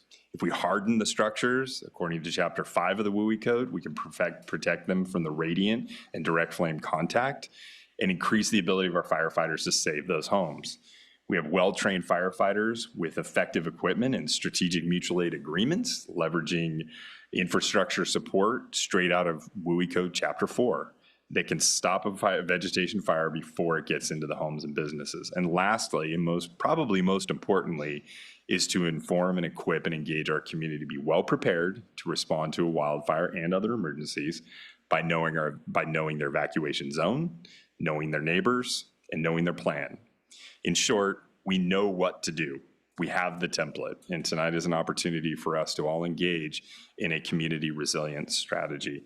And together, your dedicated staff and engaged and informed community, equipped with the tools provided in the WUI Code, we can create a more resilient SLO. So our recommendations again tonight are to receive this presentation, including defensible space requirements, direct staff to return to City Council to adopt the WUI Code as is, and provide direction on next strategic steps, and provide direction on those steps in the city's approach to community education, inspections, enforcement of the WUI Code, and other considerations. So the next 5 slides are a summary of the strategic next steps. You will see a check mark next to ones that were pretty clear on where the direction is and where we should be going. There are also some with some arrows on them, and those are the ones that in particular we're looking for direction and feedback from you as the council to help set that policy. So these 3, we're pretty clear on what the direction is, where we want to go. For these 2, for section mostly dealing with defensible space, we're looking at the new subdivisions and requirements to provide fire protection plans. 603 requiring the landscape plans on permitted projects in the very high fire hazard severity zone. Section 604, looking at clarifying the enforcement and providing city staff the ability to administratively cite noncompliance. Chapter 6 is looking for direction to enforce a state-adopted requirements using a complaint-based reactive method. We're pretty sure you want us to continue seeking external funding. And then looking for direction on the AB 38 inspections just to ensure that we're not going to be doing those at this point. Looking at potential local amendments, but adopting the WUI code as is without any substantive amendments. And then develop guidance and requirements for the vegetation management plans as part of the building permit process. And then lastly, looking at other considerations for the climate adaptation and safety element. Agenda is a study session for the subdivision prohibitions. And then lastly is amending the tree ordinance to clarify tree removal process for trees that are in conflict with the WUI code. And that, at about 35 minutes, is the end of our presentation. So we are here, we have the entire staff behind us.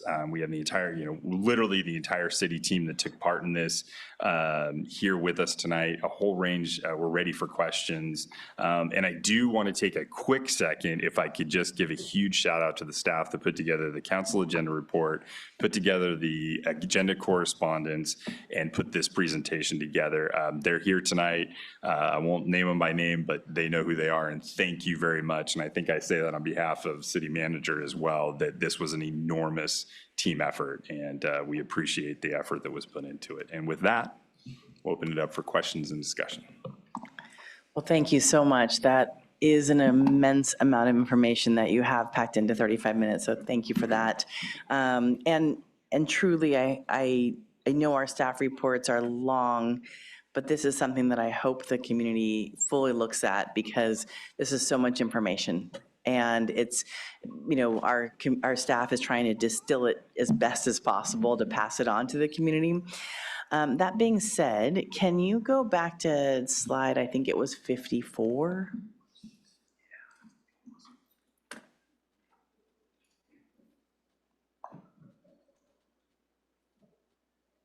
Maybe 55. Maybe 53? Oh, darn it. Okay, well, I thought I put the right slide down, but I didn't. Anyway, there are some of these questions that were in here that I felt as though it would be helpful to have the community's input before we actually had the answers here today in the study session. So that was, sorry that it's right around somewhere in that 54 to 57. But as the AB 38 inspections, I really feel that it needs the realtor's input before we, I know the developers roundtable happened, but thank you. As we talk about the real estate disclosures, I feel like we really needed to have a little bit more of the realtor's feedback into that before we got to today. So I hope that through this conversation today from the dais, I hope that that is brought back before we actually come close to saying, yes, next step is as is, let's go. I'd really like to make sure we have some of that feedback that happens in between this. So that's just one of my many public engagement groups, but I saw that you had many others there. Did you have any other real estate input that I just missed in the report? Okay. No, we did not. Okay, thank you. And then with the trees goal of this community of hoping to have 10,000 more unique trees planted for climate action reasons, there are a lot of people who have written into us about the trees. We're taking down trees, but then trying to plant trees. Can you share a little bit about the tree amendments that you would hope to have that is in this report, and what you'd like to have that conversation with the arborist and tree committee? So I'll start, and then I'm pretty sure there's some staff that are probably going to make their way to the podium behind me. I will start by saying that trees are good, and we recognize the value that trees bring to the community. And I'll start with saying this, is I was very light in the presentation on the changing factors that are making wildfires more dangerous. And part of that has to do with climate change. And we know that trees are a part of absorbing the CO2 in the atmosphere. We've watched the CO2 concentrations grow by 4 times just in the last 60 years. It's gone from about 100 parts per million to over 400. So we know that trees are a part of resolving the issue, and they're a part of the solution to reducing the intensity of wildfires. So we need to keep the trees. The question is, how do we do that, and what trees are best to do that? And so from the fire department perspective, it's a maintenance issue. It's about maintaining the trees that we have and maintaining in a healthy way, using the indigenous local tree species around here that are evolved to be exposed to fire, and are designed and have evolved over time to survive fire. And so it's important that we look at both the species type and the maintenance of those trees. And with that, I'll pass it off to Director Tway. Thank you so much, Chief Tuggle. Good evening, Director Tway, Director of Community Development. We also love trees and community development. And so I'll start this, and then if our city arborist, Walter Galt, wants to jump in and add anything else, he's more than welcome to do so. But as described in the slide that you just saw, the tree ordinance is not directly in conflict with the WUI. We have a process if you'd like to remove a tree, but what I would say is, our goal is first to help people understand if there's deferred maintenance on a tree that's causing an issue, if there's some pruning that could be done that would then allow the tree to conform to the WUI standards, to work through removal as a last option. And so then if there is a removal necessary or desired by the property owner, one of the things we're currently doing is looking at our existing tree regulations to make sure that it's not an impediment for that property owner to move forward.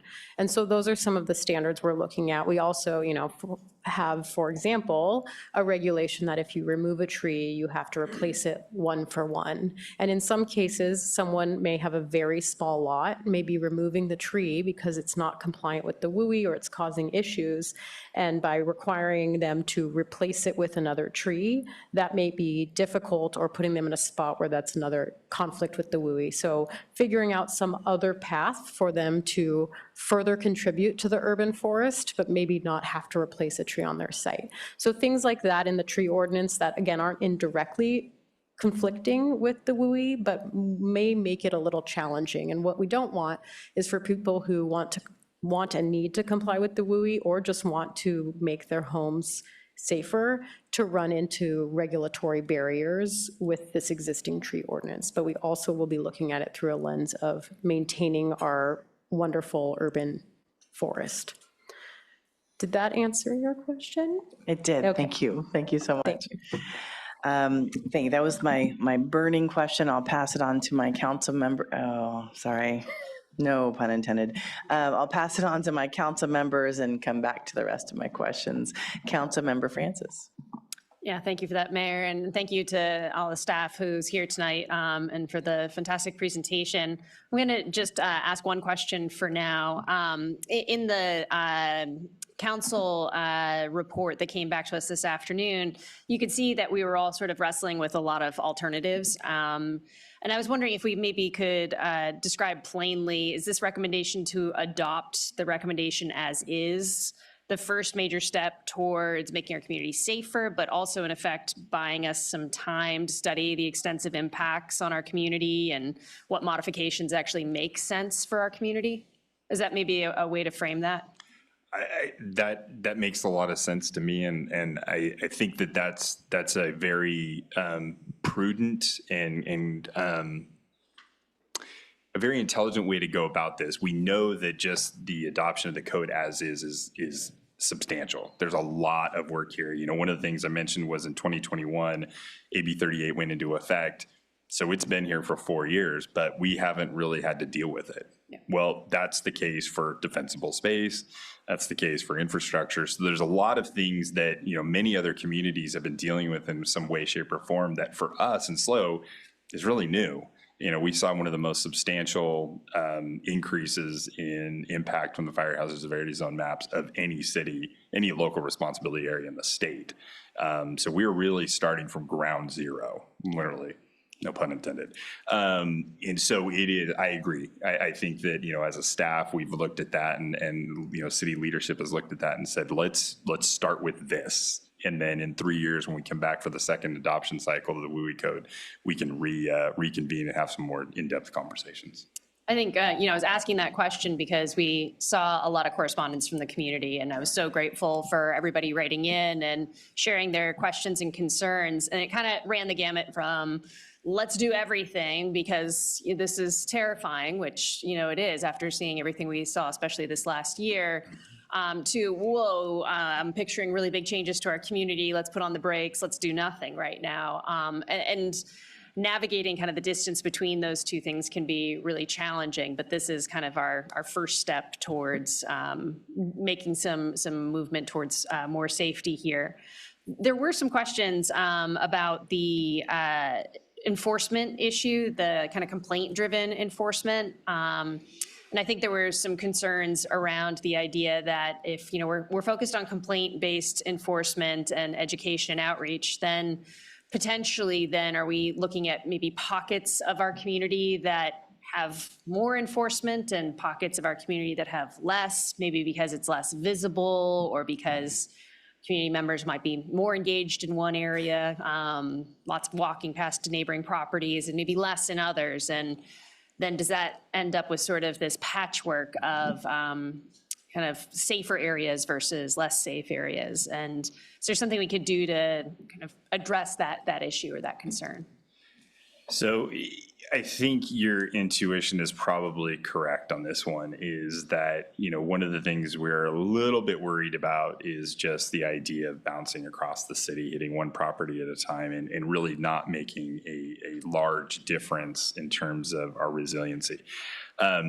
One of the things we had, I had a very very productive meeting with two former fire chiefs from San Luis unit, the state's community wildfire mitigation program lead, who just recently retired but lives here in SLO, and a former San Luis unit battalion chief who just shared a bunch of wisdom.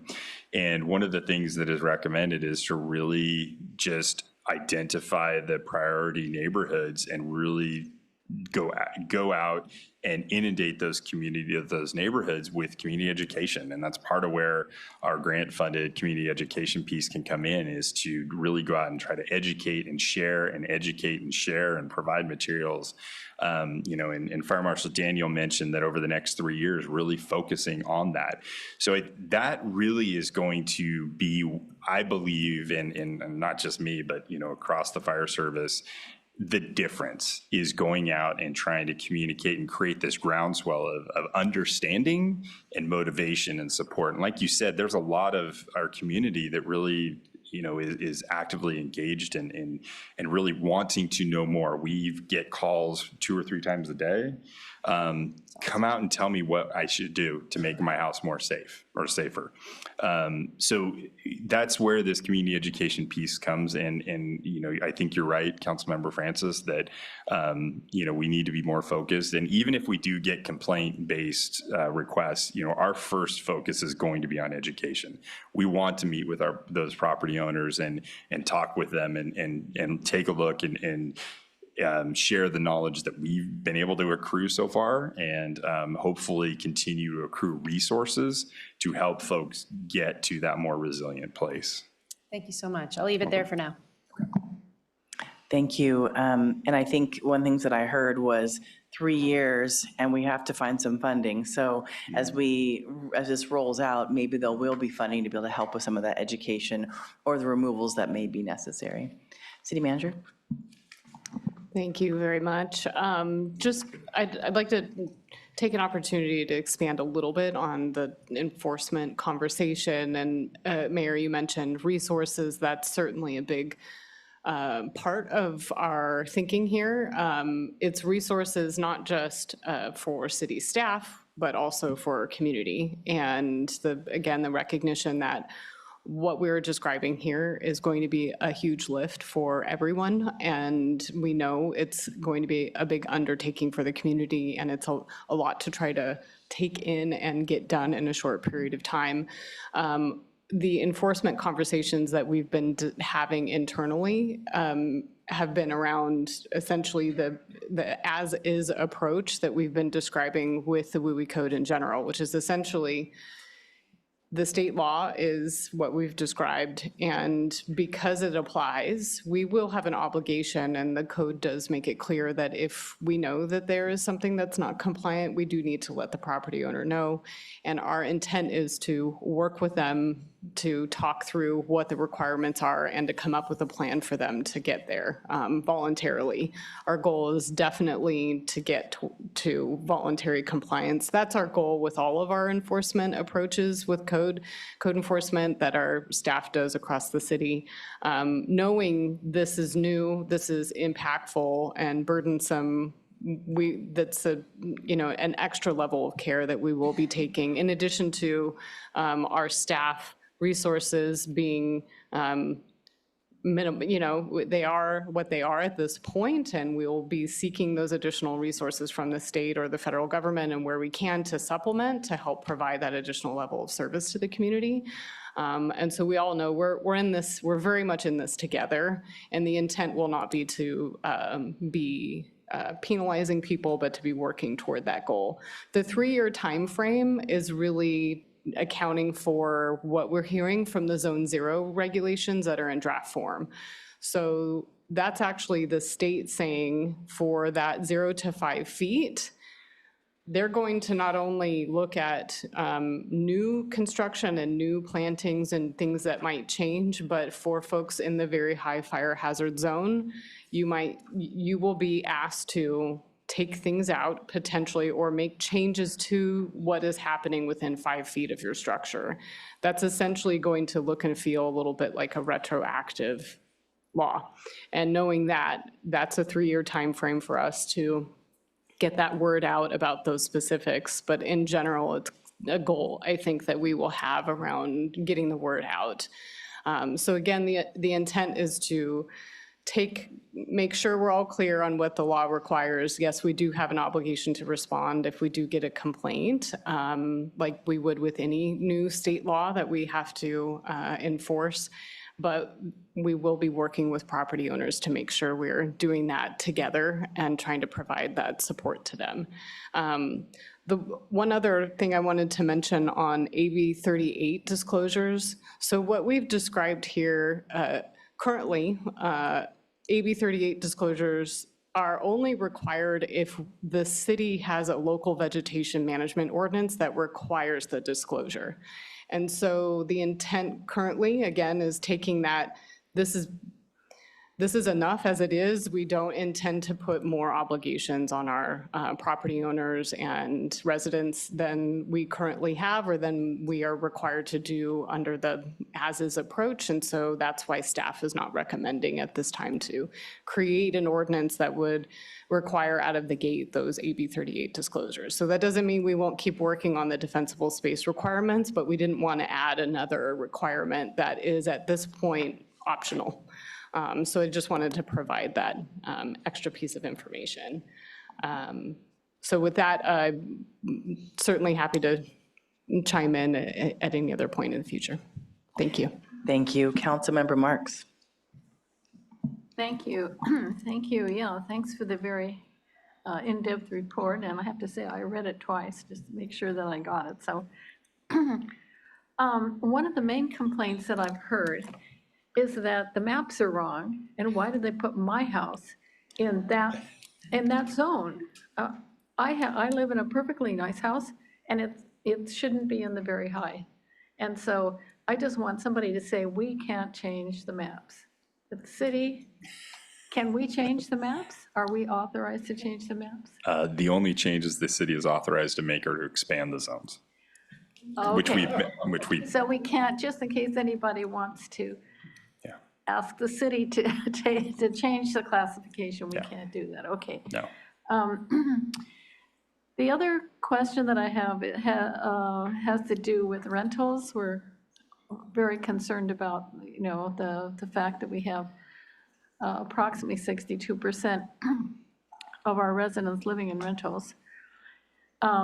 And so from what I understand, it's would be the landlord's responsibility, not the tenant's responsibility to make these changes. Is that correct? That is correct. It would be the property owner's responsibility, unless there's some other arrangement, but yes, primarily the property owner.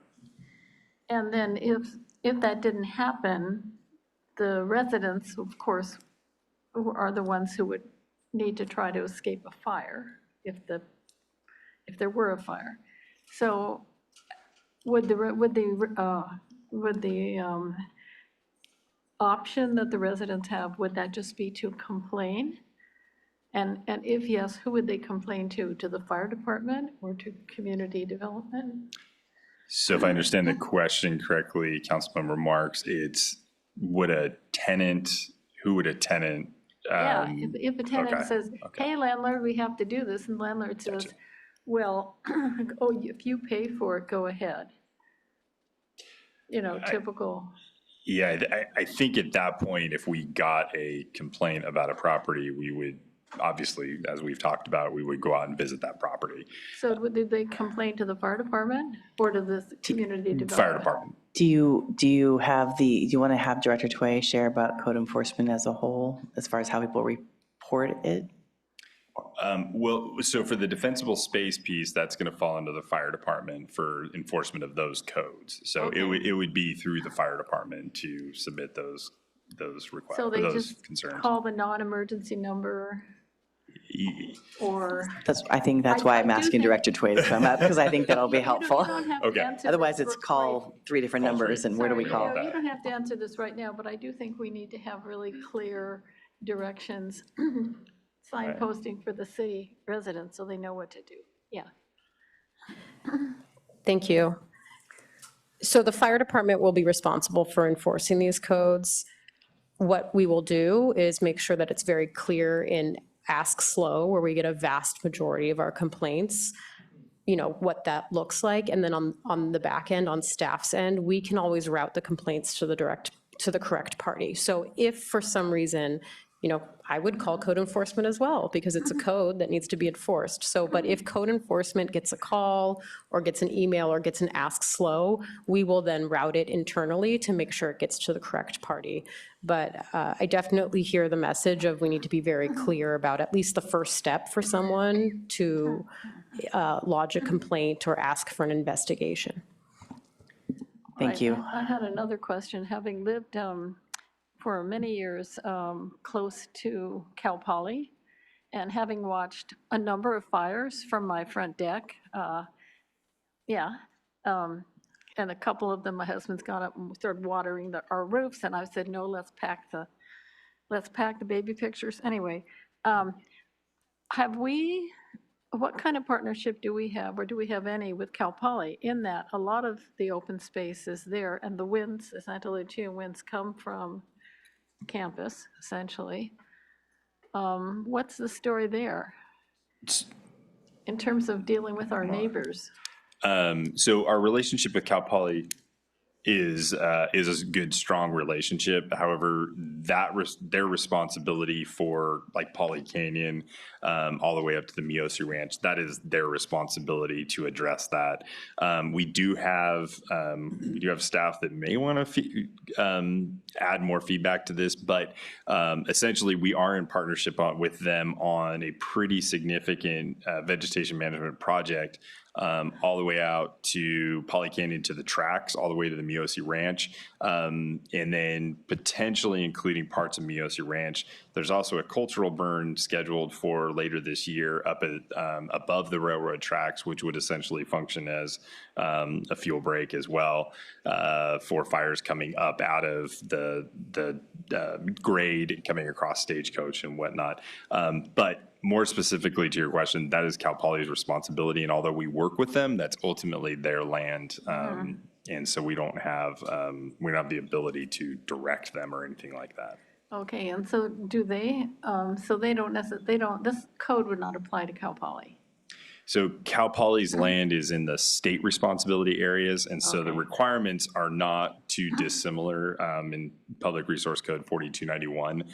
They largely mirror the government code 5118, or 51178 all the way through 86. Thank you. We did have a wonderful public comment tonight, someone who was happy that we had cleared the brush in the creek in back of her house, and she lives close to, she's in the very high zone. And I'm curious, is creek maintenance part of the strategy in terms of fire protection? I think we're going to have a fellow staff member come up and speak into that more specifically, because there's a lot of, there's some layered responsibilities and requirements around the riparian areas. Thank you. Madam Mayor, members of the council, Freddie Otti, city biologist. Thank you for the question. We are looking at developing a vegetation management plan. We actually had our kickoff meeting last Friday with Lindy Althouse. She's the owner of Althouse and Mead. So we're going to be working with them to develop a comprehensive strategy for creek maintenance for the properties that we own or oversee where we have drainage easements. Private properties, we continue to advise as best as possible. But looking at just trying to figure out what does creek maintenance look like.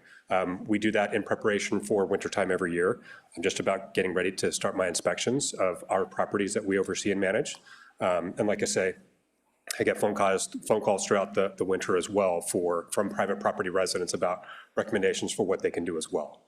So.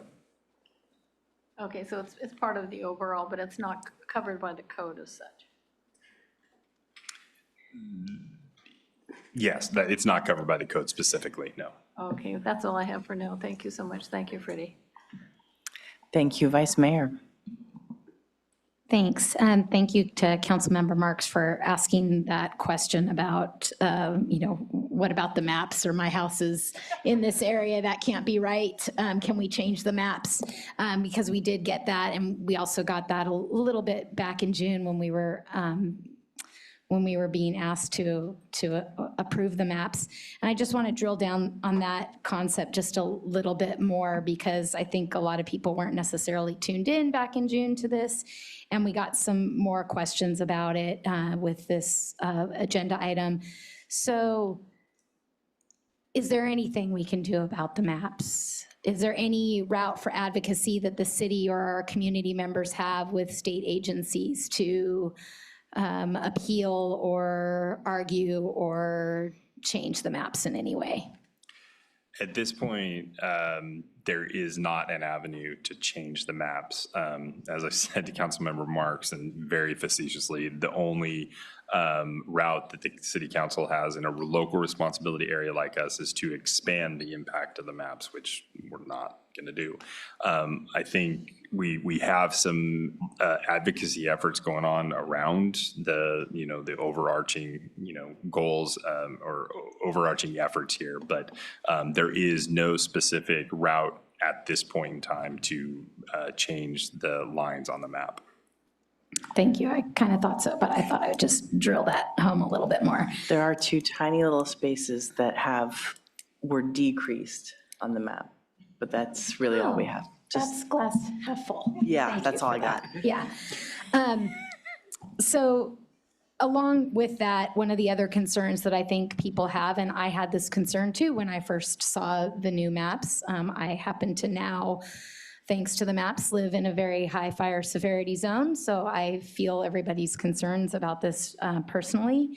But one of my concerns, and I think many others, is how is this going to negatively impact our insurance rates or our ability to get insurance? And you hinted at this just a little bit, but I wondered if you could elaborate more on Firewise and whether or not this, just the very nature of these zones changing, could impact what insurance companies choose to do with our rates. So the official answer, or at least the CAL FIRE's answer, is no. And the reason that CAL FIRE says that is because they are called fire hazard maps. They're fire hazard severity zone maps. And one of the things that insurance looks at, and it's part of the reason that I delineated between the two early in the slide presentation, is that insurance is really looking at risk. And so they're looking at a far greater series of variables than just the map. So even though the maps say hey, there's a hazard. You've got vegetation that surrounds your community. If that vegetation is to catch fire under significant weather conditions, you will get ember cast down into your structures, down into your built environment. What insurance is looking at is the other variables that create the risk. And so that risk is going to look at, is your structure vulnerable to a wildland fire? Is your, does your defensible space exist? As we mentioned in the Safer from Wildfires initiative, a 5-foot ember resistant zone around your property, that's going to make it less vulnerable to, or less susceptible to ember cast landing on your property. And then because wildfire is a unique hazard, unlike say flood or hail or anything like that, just because your property is protected doesn't protect you from your neighbor's house who's not protected. And if your neighbor's house catches on fire, yours is now suddenly at a much more dramatic risk factor. So that's why there's community level mitigation factors that are included in that Safer from Wildfires initiative. And the two that are recognized at the moment are FireWise Communities, which recognize a whole series of home hardening and defensible space efforts, along with the Fire Risk Reduction Community List, which is essentially looking at our codes. What are our codes have in terms of risk reduction? So the short answer is no, it doesn't. The maps don't directly impact fire insurance. That's the official answer. And the reason for that is because insurance companies are looking at far more variables that are really looking at a composite of your risk of your specific property that is determined not just by your physical property, but by the properties around you and your community as a whole. Thank you. And I think if I heard you correctly, either in this presentation or in a previous discussion, you insinuated that potentially it's advantageous to make some of these changes to your property because that could actually, do insurance rates ever go down? Probably not, but they may make you eligible for discounts or at least maintaining the level of insurance or the rates that you have. There's a chance. That's correct. Right. Okay, so to your point about neighboring properties, this is one that I have wondered about with my neighbors' properties. A lot of our lots are small, dense. There isn't, if you're looking at the zones, 0 to 5 feet, 5 to 30 feet. There are some parts of my lot that are my house is only 5 feet from the property line. So if my neighbor has a tree at foot number 6 on the other side of their property line, how can I can't impose on them if their tree is 30 feet away from their house, but 6 feet away from mine. How does that impact what happens to that tree? So I'm going to start this, and then I'm hoping one of our city attorneys who spoke into this issue earlier today can kind of help finish the answer for me. So the WUI code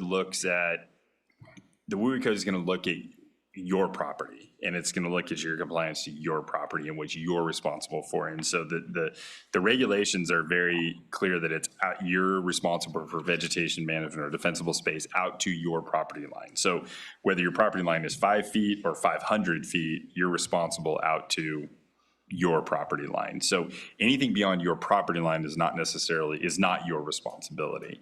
And if there is intrusion of a tree onto your property, I think that's a little bit more nuanced answer that I'm not really prepared to give you tonight, but hence the reason we have a whole team here to come explain that. So I think in terms of your property, we're going to look at where it is your property out to your property line, and then oh, never mind. I guess I'm not getting help. Thought I might.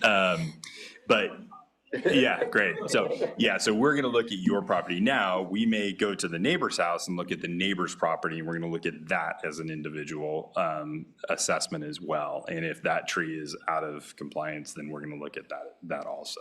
Does that? There's a lot of potential scenarios in there. So.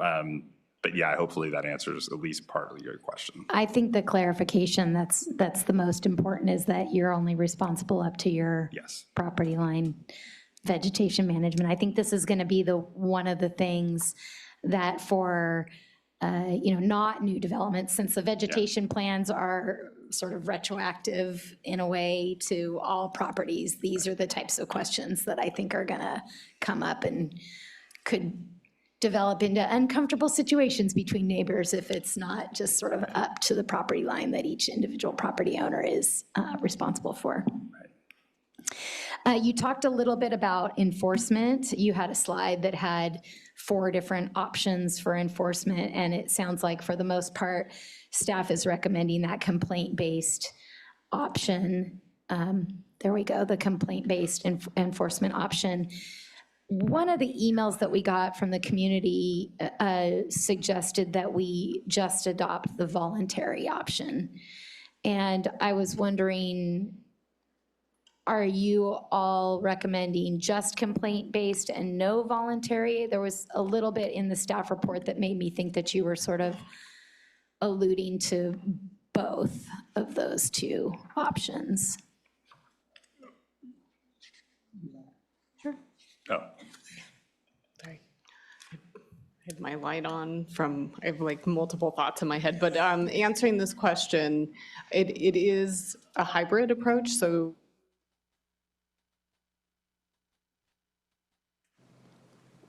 we have to at least have a complaint-based approach, again, since this is a law that we're required to enforce. At the same time, we would like to provide a service to the community voluntarily for us to come and help them through the process. At this point in time, we do have a fee that we believe would work and that we would need to apply in order to help us staff that and resource it properly.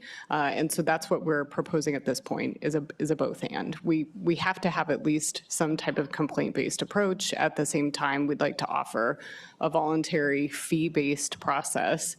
We would love to be able to get to a point where if we had sufficient grant funding from another agency to help us write down some of those costs to the public, we would love to develop that and bring that forward. We just don't have that built at this point. And so that's why it's a both voluntary and complaint-based.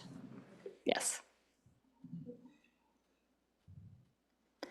Okay, so I didn't see that explicit in the strategic next steps option, but if that's what we're doing, I saw just the complaint base, so I wanted to make sure that we are actually doing, that the proposal is actually to do both, and it sounds like it is. Okay. And I think my last question is about trees and removal of trees, and we have gotten a lot of email about it, and I think we're all concerned about it. We have spent a lot of energy trying to support our urban forest, and so one question that I think came up, I can't remember if it was in an email or not, but if you, I understand, I think the approach that you said would be to, with the tree ordinance, would be to kind of work with people on how we can support maintaining the tree if it's safe and healthy and can be trimmed in a way that it can be saved. But if someone really has to remove a tree as part of the WUI code, is it possible that we could consider in our amendment of the tree ordinance making it so they did not have to pay a permit fee to remove that tree? I believe that is the one of the intended outcomes of the tree ordinance revisions that we'll be bringing forward to consider. Right, we want to make it easier for people to get through that process.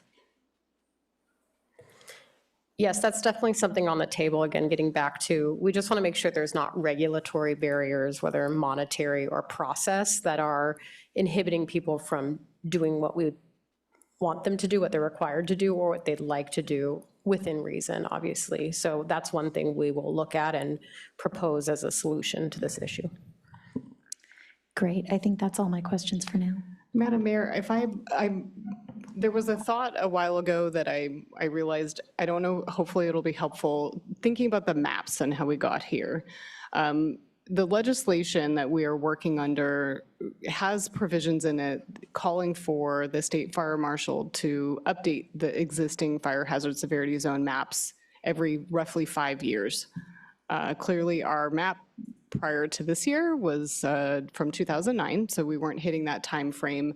I believe the law changed at some point, maybe that time frame changed, but the reality is that the state had intended for these maps to be updated over time to reflect changes in circumstances in science. We saw the maps come out this year because the governor issued an executive order after the fires in Los Angeles.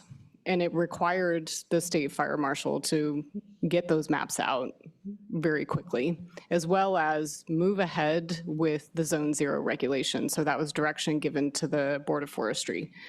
That's part of why we're seeing this happen now and why the maps were updated when they were. And so I just in terms of wanted to fill in a little bit of that background about how we got here and why the timing, as well as some of the thought process from the state level about why the maps were updated.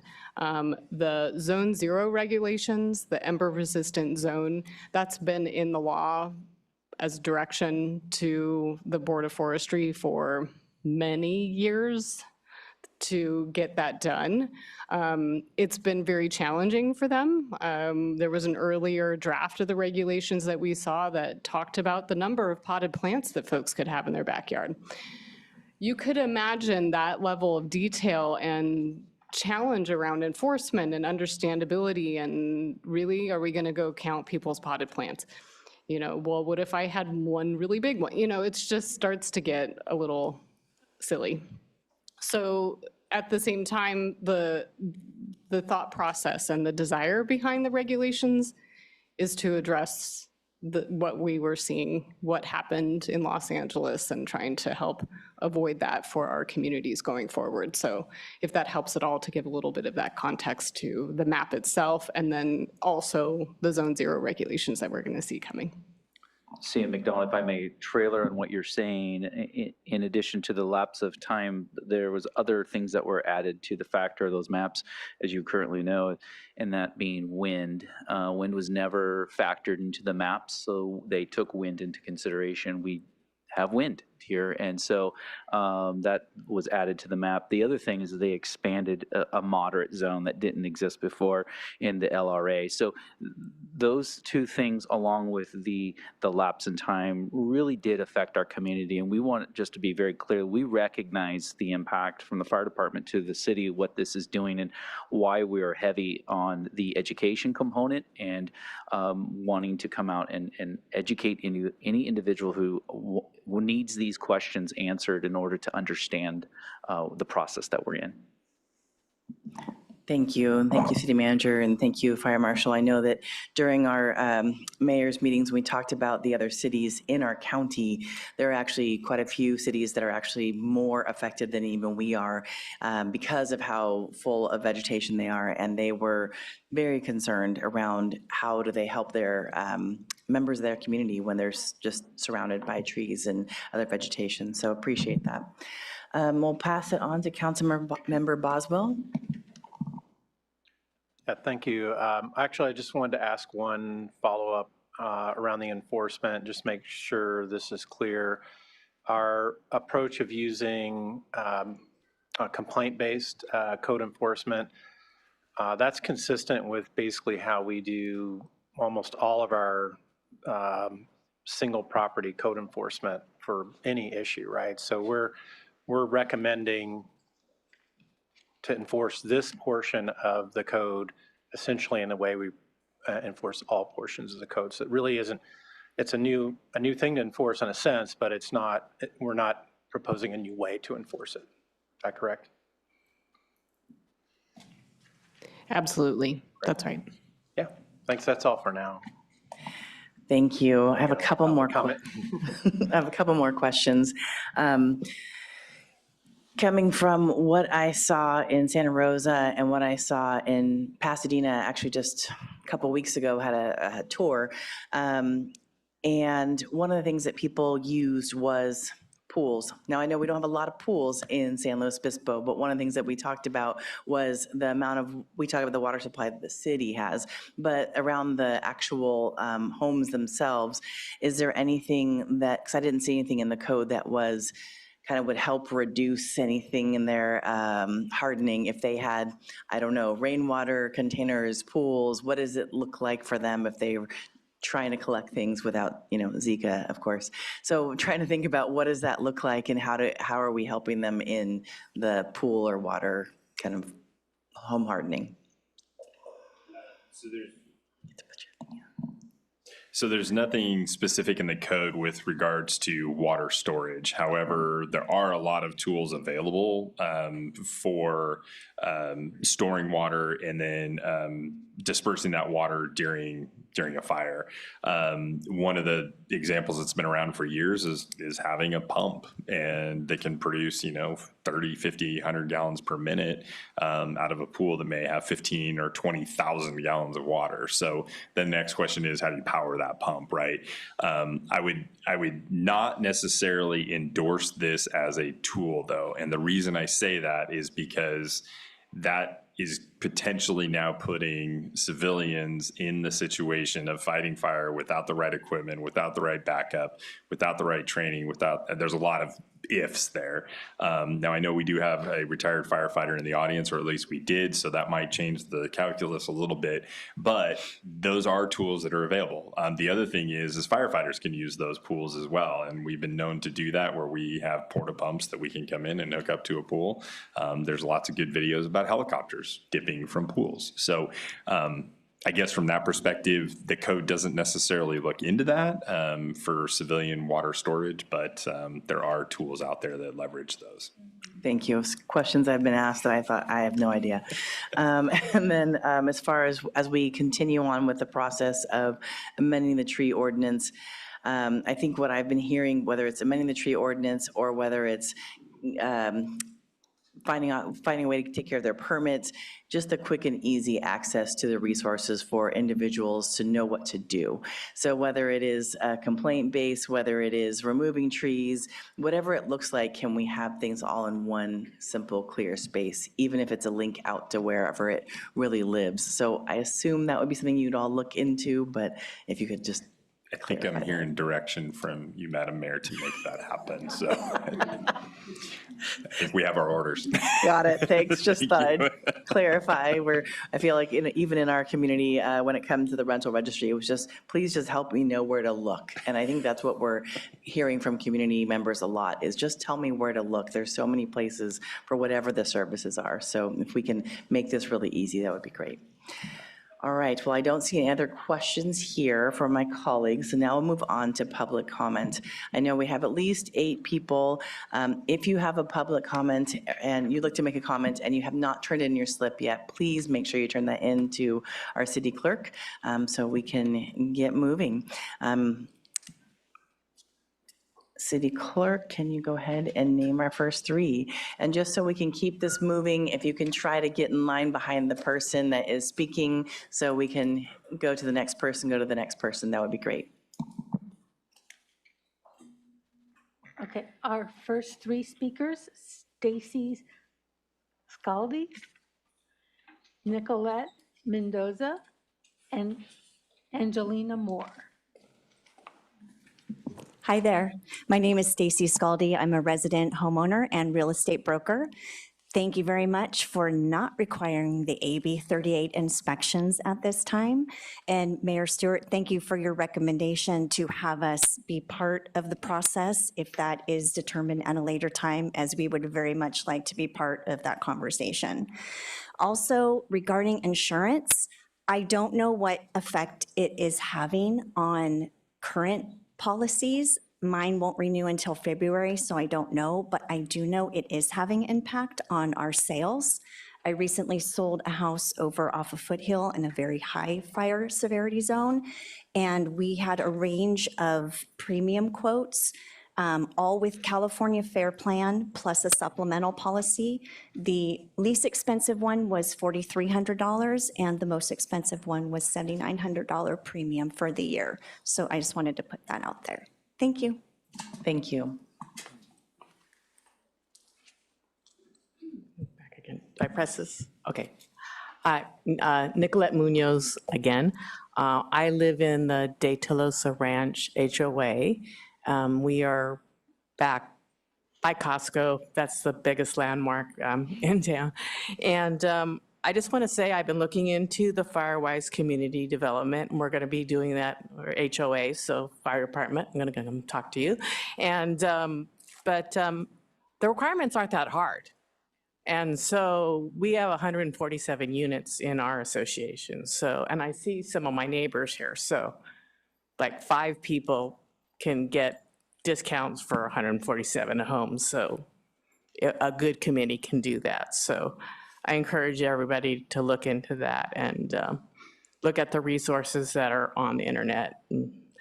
The second thing I want to say is the biggest threat to my home is the space outside of my backyard, which is I bought the house because it backed up to the open space. So been working with Freddie Ott. I haven't seen you face to face before, but we've been talking.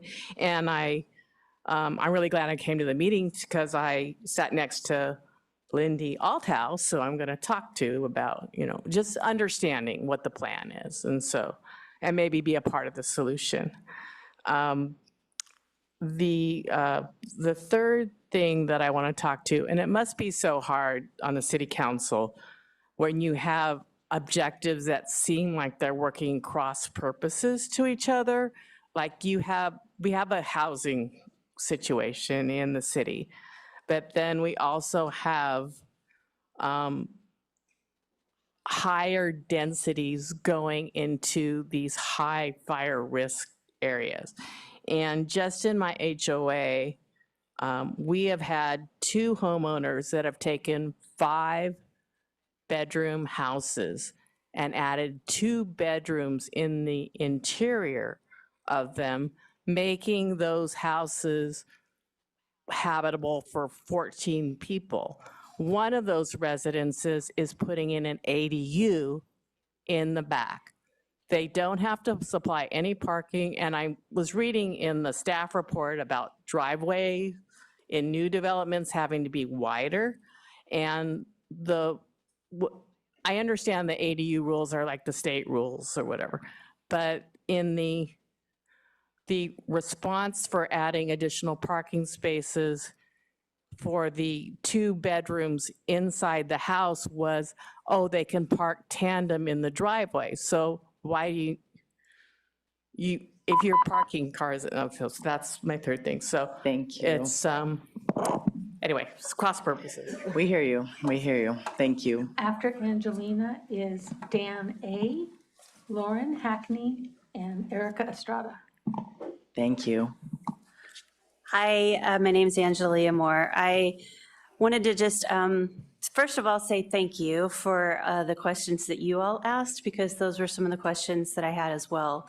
I have a residence in a high-risk zone, and I have trees that are so close to my house, but I wasn't going to be allowed to take them down because of all the codes and the you know, the permitting and everything. So it's just a very complicated and expensive process to get the permits and the time-consuming nature of it, and then to get denied. I know several people denied for it.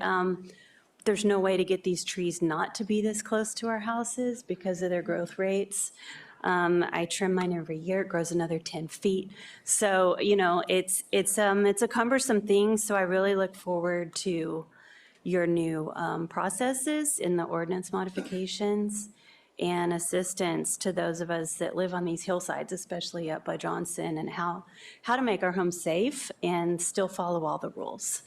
I also work as a landscape designer, and it's been loads of fun trying to figure out how to landscape tiny lots and comply with everything, and my plants get returned to me for this or that, and you know, we want to make people safe. I look at all the websites. I look at the websites for our city and other cities for advice. It would be great to have some clear education or guidelines or checklists for landscape installers and for homeowners. The 5-foot zone, the 10, you know, 5 feet to 30 foot, like that's a big gray area right there. and having something that's a tree planted at 6 foot, but now it's going to grow and now it's encroaching, right? I mean, I just feel like some better education things. I love your graphics. I have them posted all over my office. But some checklists and a little bit more guidance would be appreciated, and then some timelines on when people can expect to not be penalized with fees and red tape to comply, because that would be really beneficial to all of us. Thank you. Thank you so much. Checklists and templates for ADUs and landscaping. Good evening. My name is Daniel Ndoto. I live in a very high hazard zone, the red area. I'd like more clarification from the tree ordinance when there's a conflict between property owners when the tree crowns are intertwined. Right now, I'm in a situation where I'm in conflict with the city. So who's going to decide tree is going to get the axe? So there needs to be a process, so it's not an arbitrary process to decide whose tree goes and who doesn't, because the way it is currently, one of those trees is going to have to go, at least one. There's more other trees on the property. That's it. Thank you. Hi, thanks very much. My name is Lauren Hackney. I'm a landscape architect, and I'm also a resident in a very high fire hazard severity zone. So I wanted to first thank the City Council and the SLO Fire Department for hosting this session. It has been super informative, just very substantive. So thank you so much for that. And I also want to acknowledge the incredible work of the SLO Fire Department in protecting communities and anticipating these future threats to the city. Thank you so much. I wanted to speak in support of creating a local approach for defensible space requirements that can account for SLO's unique resources and issues. In crafting that local approach, there are 3 things that I hope the council and the fire department will consider. I think the first is providing affirmative guidance. Please make it easy to do the right thing. The current draft of the state defensible space regulations is all negative, right? Don't plant here, don't plant this plant. It's all no, no, no language. And there's not yet nearly enough protection for existing trees or mature vegetation, which have actually been shown in some cases to protect homes from ember-driven fire spread. So I raise this concern because, as written, I think the requirements make it too tempting for property owners to just default to installing gravel mulch over a weed barrier. And this would just be devastating ecologically. And it could also drastically reduce the quality of life in our neighborhoods by increasing heat and flooding impacts. In SLO, adjacent to the very high severity fire hazard zones are important wildlife corridors, areas of significant biodiversity, and the neighborhoods extend this biodiversity into the city. A list of a few fire-resistant trees is not enough, right? The defensible space resources linked from the city website right now are Pacific Northwest sources, which are not applicable to our climate. And I think some of the language is really difficult to understand, especially for lay people, about plant attributes like waxes and oils and moisture content. That's difficult to follow if you're not a plant person. So please provide more resources for native and climate adaptive plants, and also expand education and outreach. I agree with the previous comment, to landscape contractors, as well as landscaping suppliers. Second factor is affordability. Please understand that this will be expensive for property owners. A quarter-acre yard renovation can cost $50,000 to $80,000. It's expensive. One landscape contractor that I've spoken to had a 6-month wait list to even have an initial meeting. And so it's time and expense. Fire safe details like concrete and masonry patios, metal fences, flagstone, these are expensive. So financial assistance or phased implementation would help greatly to account for those local market conditions. And finally, I was really heartened to hear there's a process for kind of helping property owners prioritize the combination of strategies that they can undertake for their properties. I want to just say formalizing that process, maybe with a credit-based list of strategies that are weighed by their effectiveness in property hardening, could be a really nice tactic to help people kind of understand what they can do based on what they can afford. I think we all want to be fire safe, but it costs a lot of money and it takes a lot of time. And so helping people prioritize and trying to be more fire safe would be really helpful. So thank you very much. Thank you so much. After Erica, it will be Jay Walter, Carolyn Herzog, and then Mary Vanderberg. Hi, good evening. My name is Erica, and I'm a resident and a homeowner whose home has just been rezoned into the highest fire risk category. And I would like the City Council to consider implementing a fee holiday and expedited review process for city planning and building and safety reviews and permits associated with fire hardening building improvements of existing structures to help incentivize property owners to proactively and voluntarily pursue fire hardening improvements and thereby help expedite increased fire resilience for our community. So for example, if I have wood siding in my home and I proactively seek to replace it with cement composite, concrete composite that's fire resilient, I would hope that the city will consider in those type of situations waiving fees or expediting the process. From my conversations with fellow community members, I've learned that review times and fees for building permits are already a deterrent for many property owners to seek city approval for construction projects. This will not change with the additional fire hardening code requirements, which is why it's important for the city to look to remove as many hurdles as possible to streamline approvals for fire hardening projects and add as little as possible to the financial burden property owners will face when working to comply with the new code. This proactive approach is wiser than waiting to implement expedited project review processes and reduced fees until after a fire levels a community, as is happening in LA County. While a temporary fee holiday for fire hardening projects does carry financial considerations for the city, the greater financial risk is losing a community due to insufficient fire hardening, as I'm sure property tax revenues would take a considerable hit if our community were to experience the level of property loss we've seen in recent fires. Thank you so much. Thank you.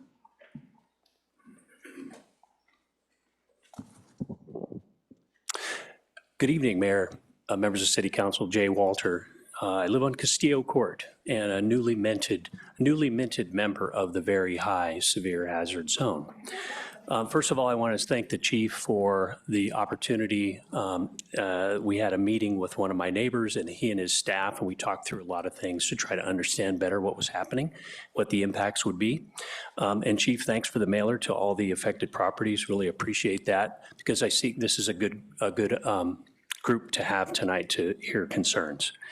One of the things that I would like to point out, though, is as it relates to the maps, it wasn't because of our homes in the very high severe areas that the maps were altered. Our properties, our landscapes, it's the city open space areas that were modeled and using new techniques, the embercast, the wind, and all that stuff that expanded those maps.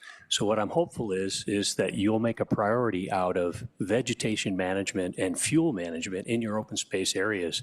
That's a key element to helping those fires not get out of control. And I know that's part of what's happened in other areas with severe wildfires. So please prioritize that for us, as we have to be doing the work on our properties and bear those expenses in that regard. So we appreciate that help from you guys.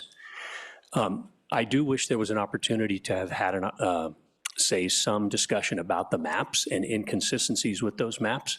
For example, on my street, 2 houses away, one of the properties is in the high zone, not the very high zone. So the standards won't apply to that person. Just behind us is county property. And those properties in that area, they're part of the state responsibility area, but they are only in a moderate zone. So it seems very inconsistent that you'd have homes in San Luis Obispo City that are in the very high zone and then directly adjacent county properties that are only in the moderate zone. Anyway, inconsistencies. So as I said, the burden on the homeowners is going to be tremendous. I appreciate that the city will provide resources for the staff that needs to do the education, the outreach. One of the things that I didn't hear tonight that I had hoped to hear was that staff had done some work in checking in with other agencies and other areas that are facing the same issues in order to try to develop really good best practices that can be shared and that the others we wouldn't have known about, perhaps, if we hadn't reached out to try to find that out. So at this point, I would urge you not to rush into this, take some time, and really have staff study this and bring it back to you with real good, solid recommendations. Thank you for the time tonight. Thank you so much. After Carolyn, it's Mary Vandenberg, Ben Parker, and then Eric Beam. Apparently I'm the short one. I feel like I should have an exciting joke since we're entering hour 4 of this meeting, but fire it is. I have a very high fire severity card, and I 100% agree with it. I've been evacuated from my house twice in the last 18 months due to fire. So I think my feedback is around, I heard, I think 3 people comment that there is not a disconnect between the tree ordinance and what we're hearing here tonight from the fire officials. I would say there absolutely is from my perspective and from my experience. You know, I kind of got a little freaked out by being evacuated twice and was like, you know what? I'm gonna go on CAL FIRE and figure out best practices. And they were like, clear 5 feet from your house. I'm like, hey, you know what? I have 2 big old oak trees that are like 3 feet from my house. They overhang my roof. They drop a ton of leaves. It's a whole mess. I spent the month of August trying to get a permit to remove those trees, and I was denied the permit because it was deemed not to be a safety issue. I was told that I can resubmit once I do a number of different things for a convenience permit, go in front of the tree committee. Like, my advice would be to consider just getting out of the way of this. So if you live in a very high severity fire zone, tell the tree people you do not need a permit to take down a tree within 5 feet of the house. Just take it out altogether. Don't waive the fee, just no permit needed. Please and thank you. Hey, Thank you.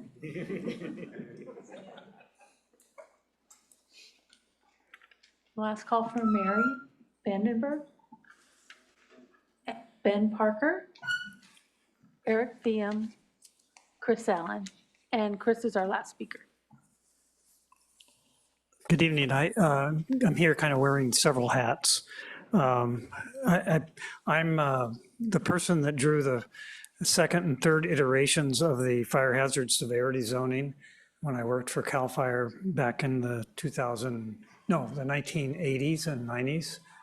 And at that time, it was set up by the Board of Forestry and Fire Protection to be re-examined every 5 years. And so that is going to give the city an opportunity to have input into that zoning, hopefully at that time. And when the original zoning was done on SRA lands, it was done with a binder of topographic maps and some kind of outdated aerial photos, and a little bit of local knowledge. And so in the 2000s, they started using GIS, and it improved it in some ways, but they developed a real, I guess, too much of a dependence on that. And there are situations where the GIS may say that it's this, and on the ground, it may be different. And so hopefully, in the next 5 years, the city can put together a package that with some ground truthing of some of these areas that really shouldn't be in those very high or even in the moderate, but kicked back down a zone or two. And so that opportunity, I would believe, will come up in about 5 years. And then the other thing is that when that does occur, be sure to look at trying to keep zones, keep parcels in one zone. If if I'm out in my backyard, I'm in a moderate, and if I'm eating breakfast at the table, I'm in a low. And so, and there's a number of residences in the HOA that I'm president of, and that are affected by that similarly. And so I would like to ask that the city look into making sure that we keep parcels in a single zone. And then I'm also the chair of the city's tree committee, and I see that there is a potential to be a real problem with people using perceived fire hazard or risk to remove trees unnecessarily. Thanks. Thank you so much.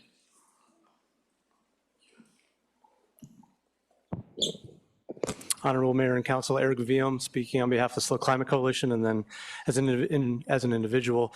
First, I want to start by just thanking everybody for this conversation this evening. I've been very impressed by the quality of engagement from the community and really thoughtful recommendations, like really fantastic. I just wanted to zoom out a little bit and speak to what I see us at the beginning of here, right? So like, for me, this really feels like wildfire risk really feels like climate change coming home to San Luis Obispo, and has me like really at the beginning what seems like a very long nightmare that we're starting to enter into. Like, this is just the first map of future maps to come. And so I wish we as a humanity were proactive in a way that would have made the investments to address climate change before we get to this point, but we haven't done so. But it's not too late for us to do so. If we still have an opportunity to spend a penny on prevention in all of our capital projects and our transportation projects and our municipal investments and community investments to reduce emissions and make our contribution to make our community reduce greenhouse gas emissions and also to increase our resiliency. So I want to keep that in mind as we're committing all of these resources, focusing on wildfire mitigation for the rest of our time here. And so I just want to stay focused on the fact that we can, while we're spending $100 on adaptation now, we can still be spending a penny on investments in mitigation. And then speaking for the Climate Coalition, the scale of this issue, we as an organization are really looking at the role that we can play in helping be part of the solution in supporting our community and addressing these issues. And so we're in a learning phase now and a conversational phase, but I just want to let you know that we're really thinking critically about the contribution we can make. And then lastly, as a homeowner who's lucky enough to live in the gray zone, right, but still being neighbors of folks that are in moderate and high and very high, just two things I want to say. One is I'm concerned about the community conflagration, right? And what it actually takes to create fire safety continuously in these zones, and particularly concerned about absent landlords and large corporate landlords who don't care about our community in the same way that we do, that are the folks that are here, and their lack of action that leads to greater risk for all of us. And so that's something I want us to spend particular attention to. And then the final thing is really around the costs associated with insurance. My insurance has gone up 400% from $2,000 to $8,000 in the last 3 years, and it's becoming unbearable. So it's not going away. Thank you. Thank you so much.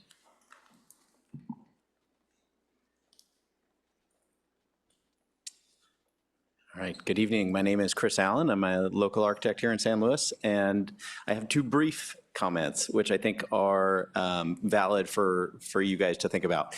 One item that I think is shared amongst homeowners that exist within the very high fire severity zones that hasn't really been mentioned much is with regards to fencing. So fencing, wood fencing specifically, dividing two properties cannot exist if it is in that zone. So as development is being proposed, I think a good recommendation to maybe suggest would be to evaluate implementing a program similar to the wastewater treatment, or sorry, you know what I'm talking about, yeah.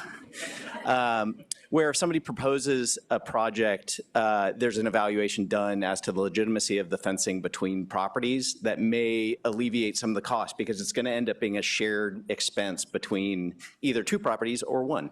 Another comment I would make is that in very high fire severity zones, there may be, in addition to the existing state ADU ordinance, that may prohibit ADUs taking advantage of the 4-foot setback in those areas, because I think that's going to all of a sudden create an argument to be made about how far that 5-foot separation really occurs, because it's going to end up being on somebody else's property. So I think just adding to the commentary that's been added or discussed this evening, I think those two comments really do, from my perspective, have some reason to be discussed, and I appreciate the opportunity to mention it. Thank you. Thank you so much. There were so many good comments from so many public members. Thank you.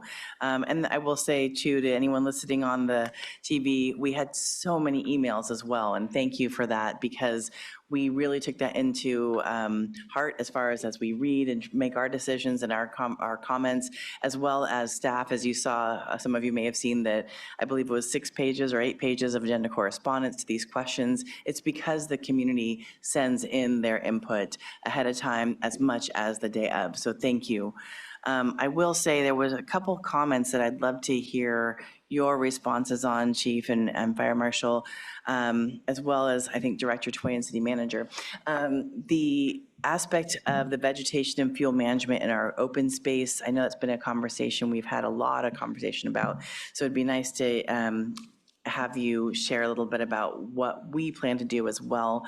And there was a comment around best practices, and I do want to comment back to all of us in the county as mayors received the maps on the same day, as well as every county in California. It was the same day. So we are all in California working on a pretty much similar timeline. But I do hope that you will be sharing what best practices that you're seeing as you come back for the next part of this conversation. So that's where I'll leave it for now and pass it back to you, Chief.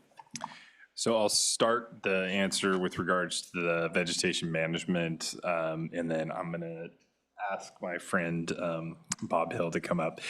So on the vegetation management, we have engaged, we actually were awarded a grant through the Coastal Conservancy to begin the process of a comprehensive vegetation management plan for all of the open space within the city, or that the city owns, not just within the city, as well as the riparian zones. In fact, we actually have a vested community member who's helping us out with that in the audience this evening.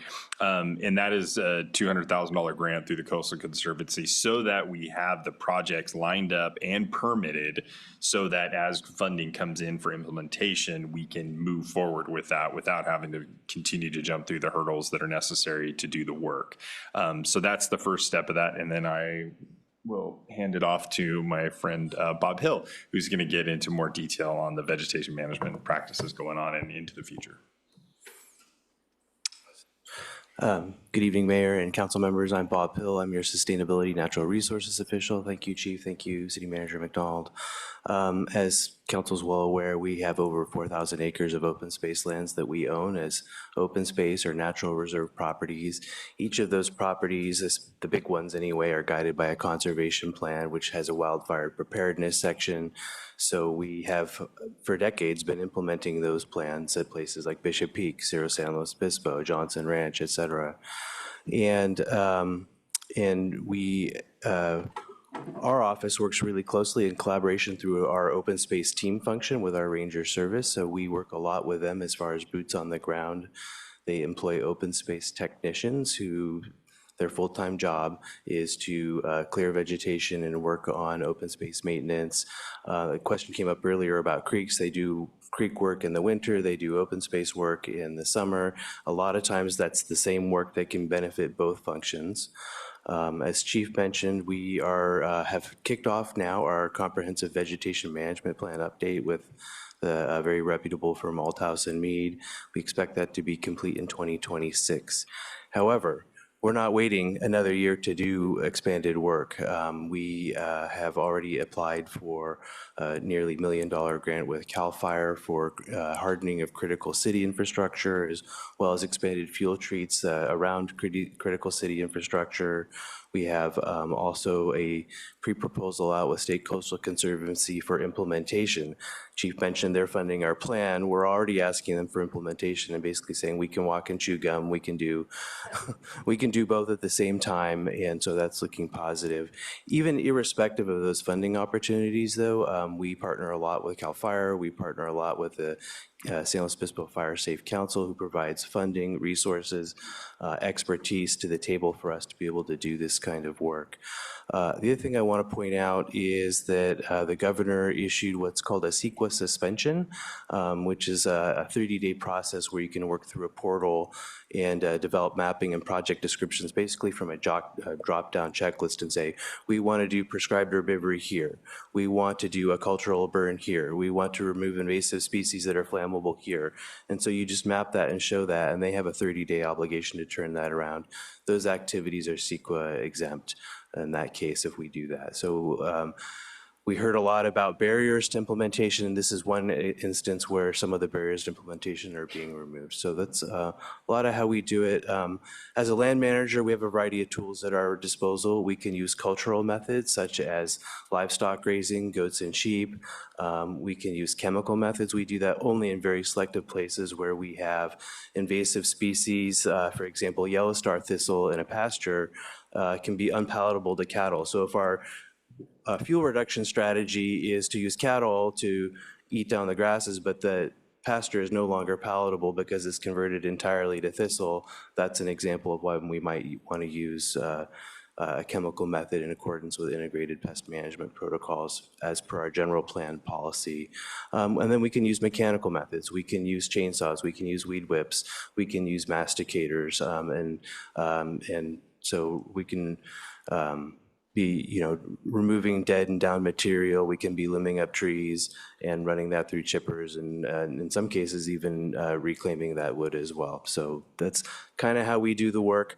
We have a crew here now today that does work, that is employed by the city.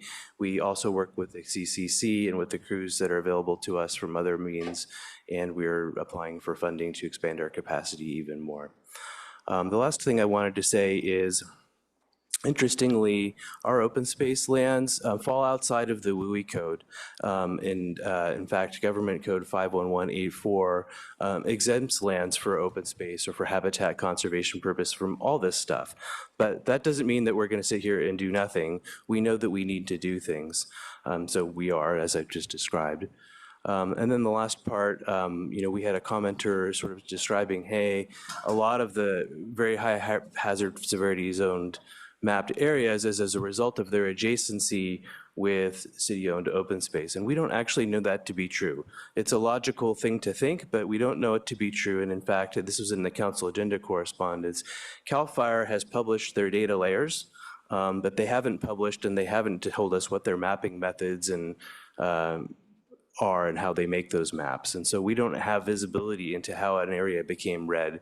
We can only make guesses. And it's interesting, the Bishop Peak area is not zoned red. When one might think that it would have been. So again, we don't have visibility into their mapping methods, so we can't make that assumption necessarily. Thank you so much, City Manager. Thank you. I wanted to take an opportunity to address a couple of the comments and provide a little bit of clarity. First, and Mayor, you mentioned the best practices concept. We've done our team, and the team was mentioned earlier. This has truly been a team effort with a cross-discipline approach to coming up with what has been presented this evening. And many members of our team have researched programs that exist in other parts of the state. I will say what we are proposing to do here is a less onerous and less burdensome approach than what we have seen in other jurisdictions who have had longer time to develop and implement their own defensible space programs and ordinances.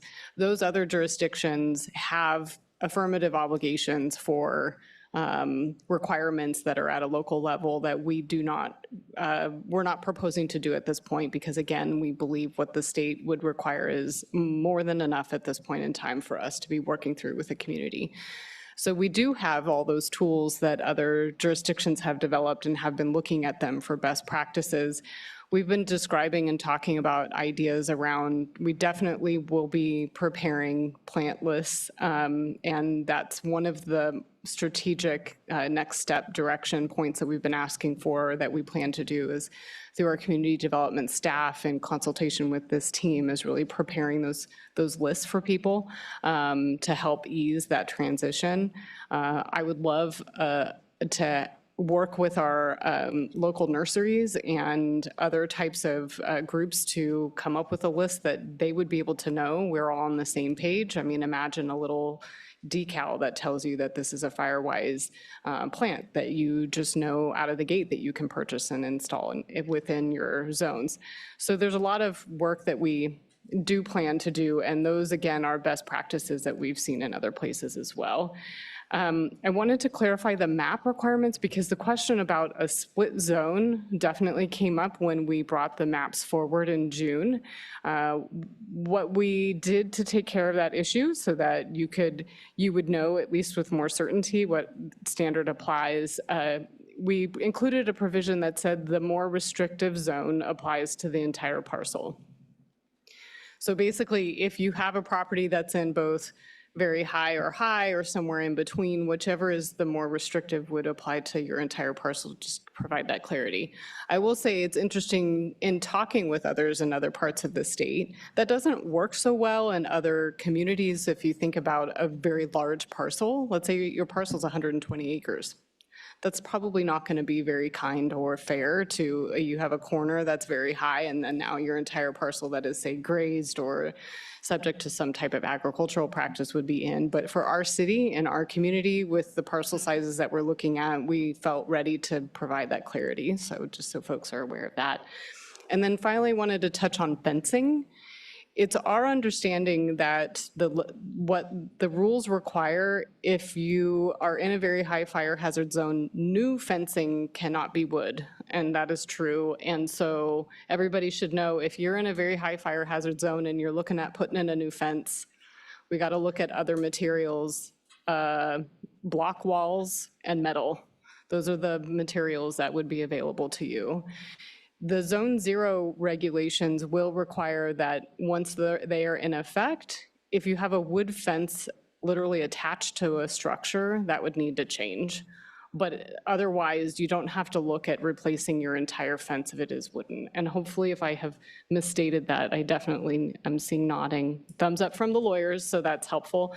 Always makes you feel better inside when your lawyers give you thumbs up.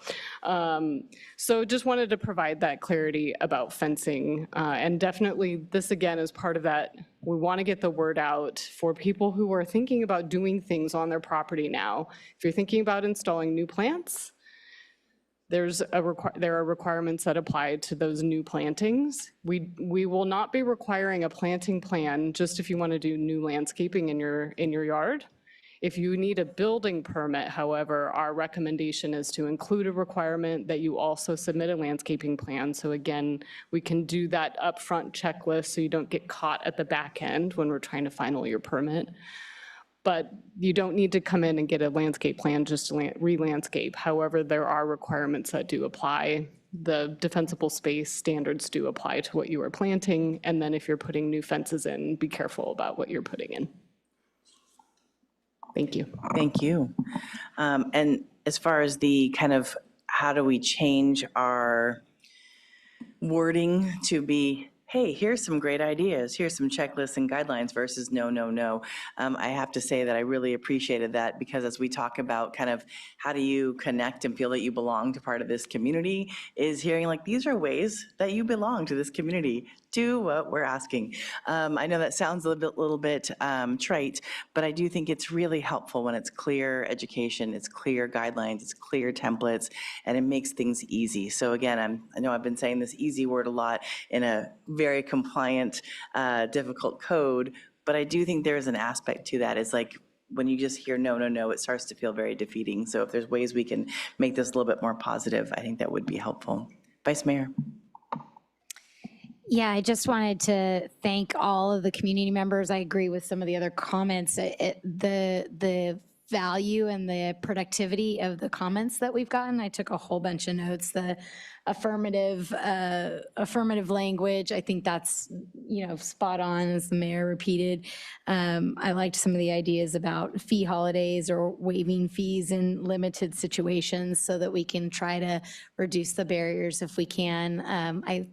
I know one of our recommendations here tonight is about having a study session on a really big topic. But I think there's probably some room after we've been implementing this for a while to have some more discussions about other things that we can do to make our regulations more clear once we've I'm mostly, I guess I'll just start my deliberations, but mostly I'm supportive of all 15 of the items that are being recommended. And I do think that, this is something that we just have to do. And this is probably out of all of the things and all the ways that we could implement this, we're trying to do it the easiest way possible for both staff and our community members, but it's going to be painful. Like I said, I live in one of these new zones. I got one of the postcards, and I've been talking to staff about this for a long time, and I just installed a new fence, 5 or 6 years ago after my fence was falling down. And so, now I'm going to have some work to do, and it's going to be very expensive, and any other improvements that I have to my home. So I definitely feel firsthand what our community is feeling. But these are things that we have to do. And hopefully, I'm holding out hope that it will set us up for better. I don't know what that looks like yet, but better in the future. Just a couple of particular points that I wanted to make. There was some discussion in the staff report about Appendix A and Appendix B.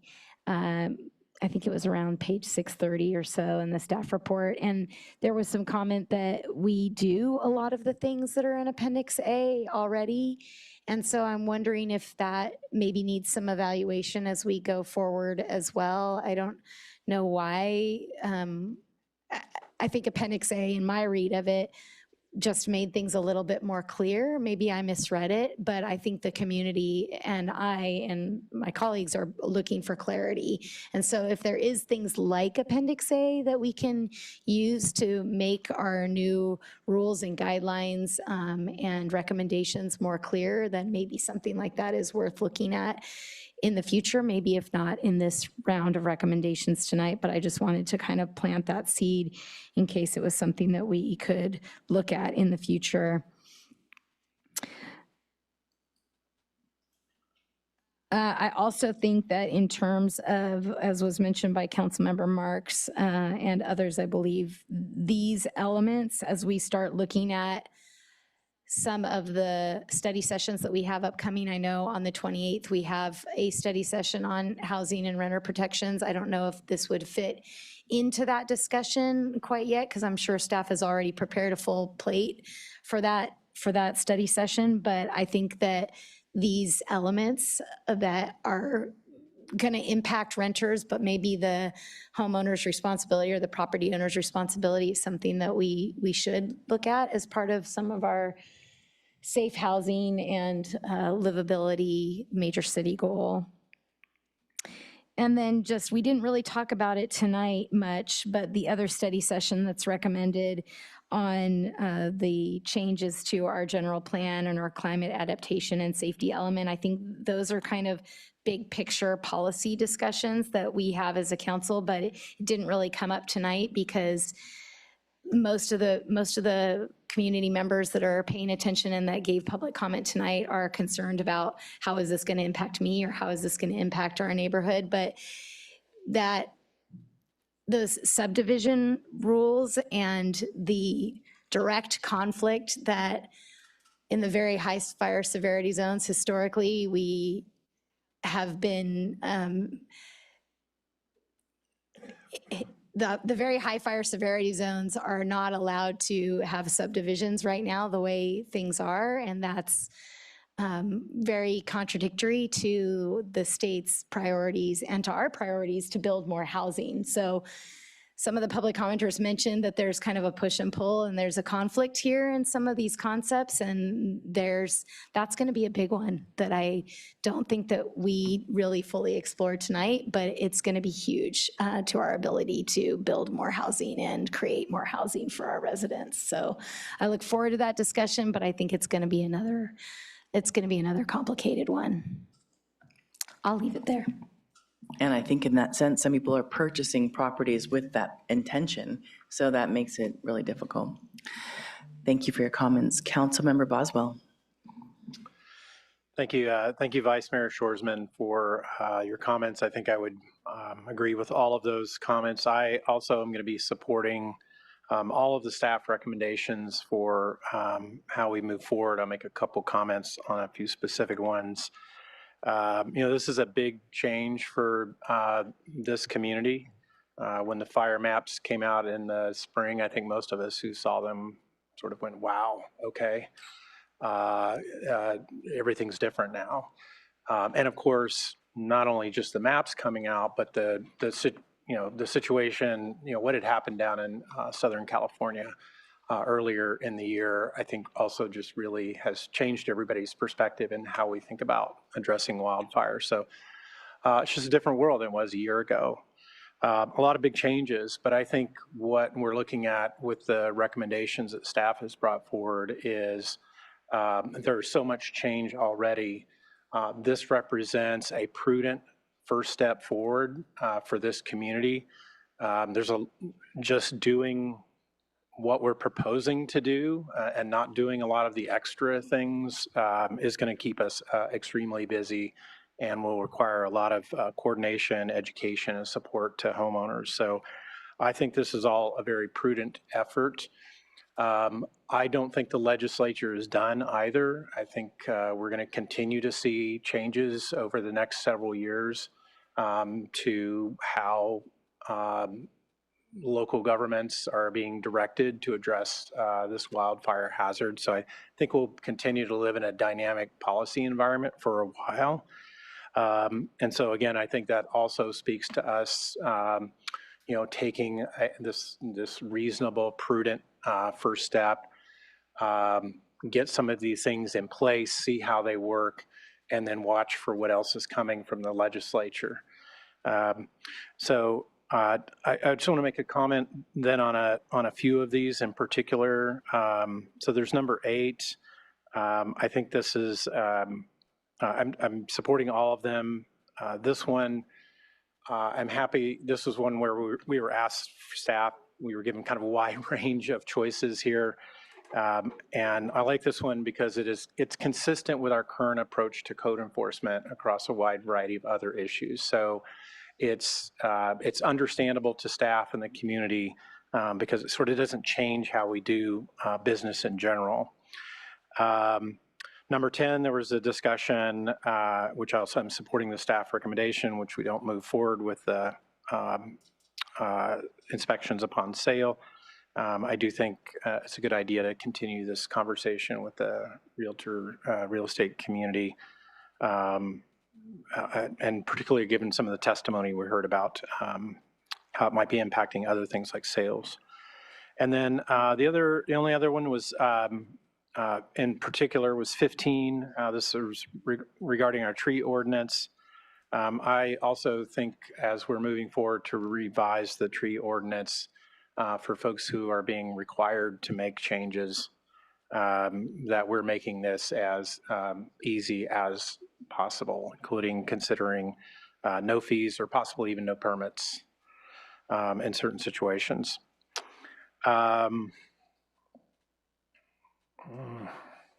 Okay, I'll stop there for now. Thank you. Thank you. Councilmember Francis.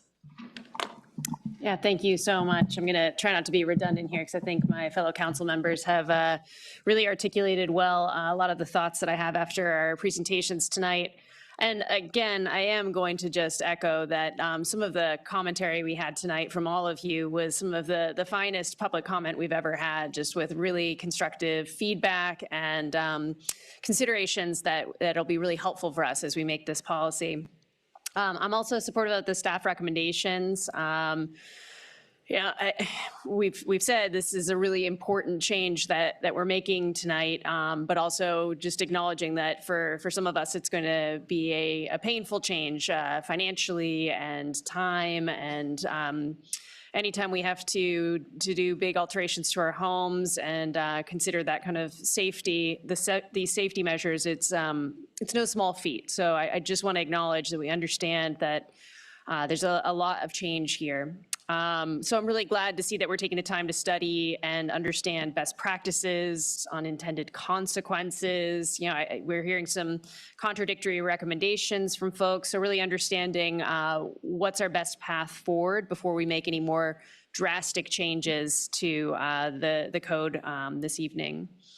I loved the suggestion to explore facilitating proactive mitigation measures. So for folks who are looking at their home and they want to do home hardening, how do we make that easier? How do we cut some of the bureaucratic red tape for people? It does seem a little bit absurd to make it hard and time consuming and more expensive than it already will be. So are there creative ways that we can help facilitate that process? I loved the suggestion from, I think, Lauren H. to provide a checklist of a hierarchy of measures. If you can only do one thing, what should that thing be? And can kind of continue down the list there. And in that spirit, just ensuring that all of our resources are as user-friendly and helpful as possible. You know, our fire staff has really been talking about communication and outreach being the key here, just making sure we're focused on education. And so all of our resources really have to be in line with that.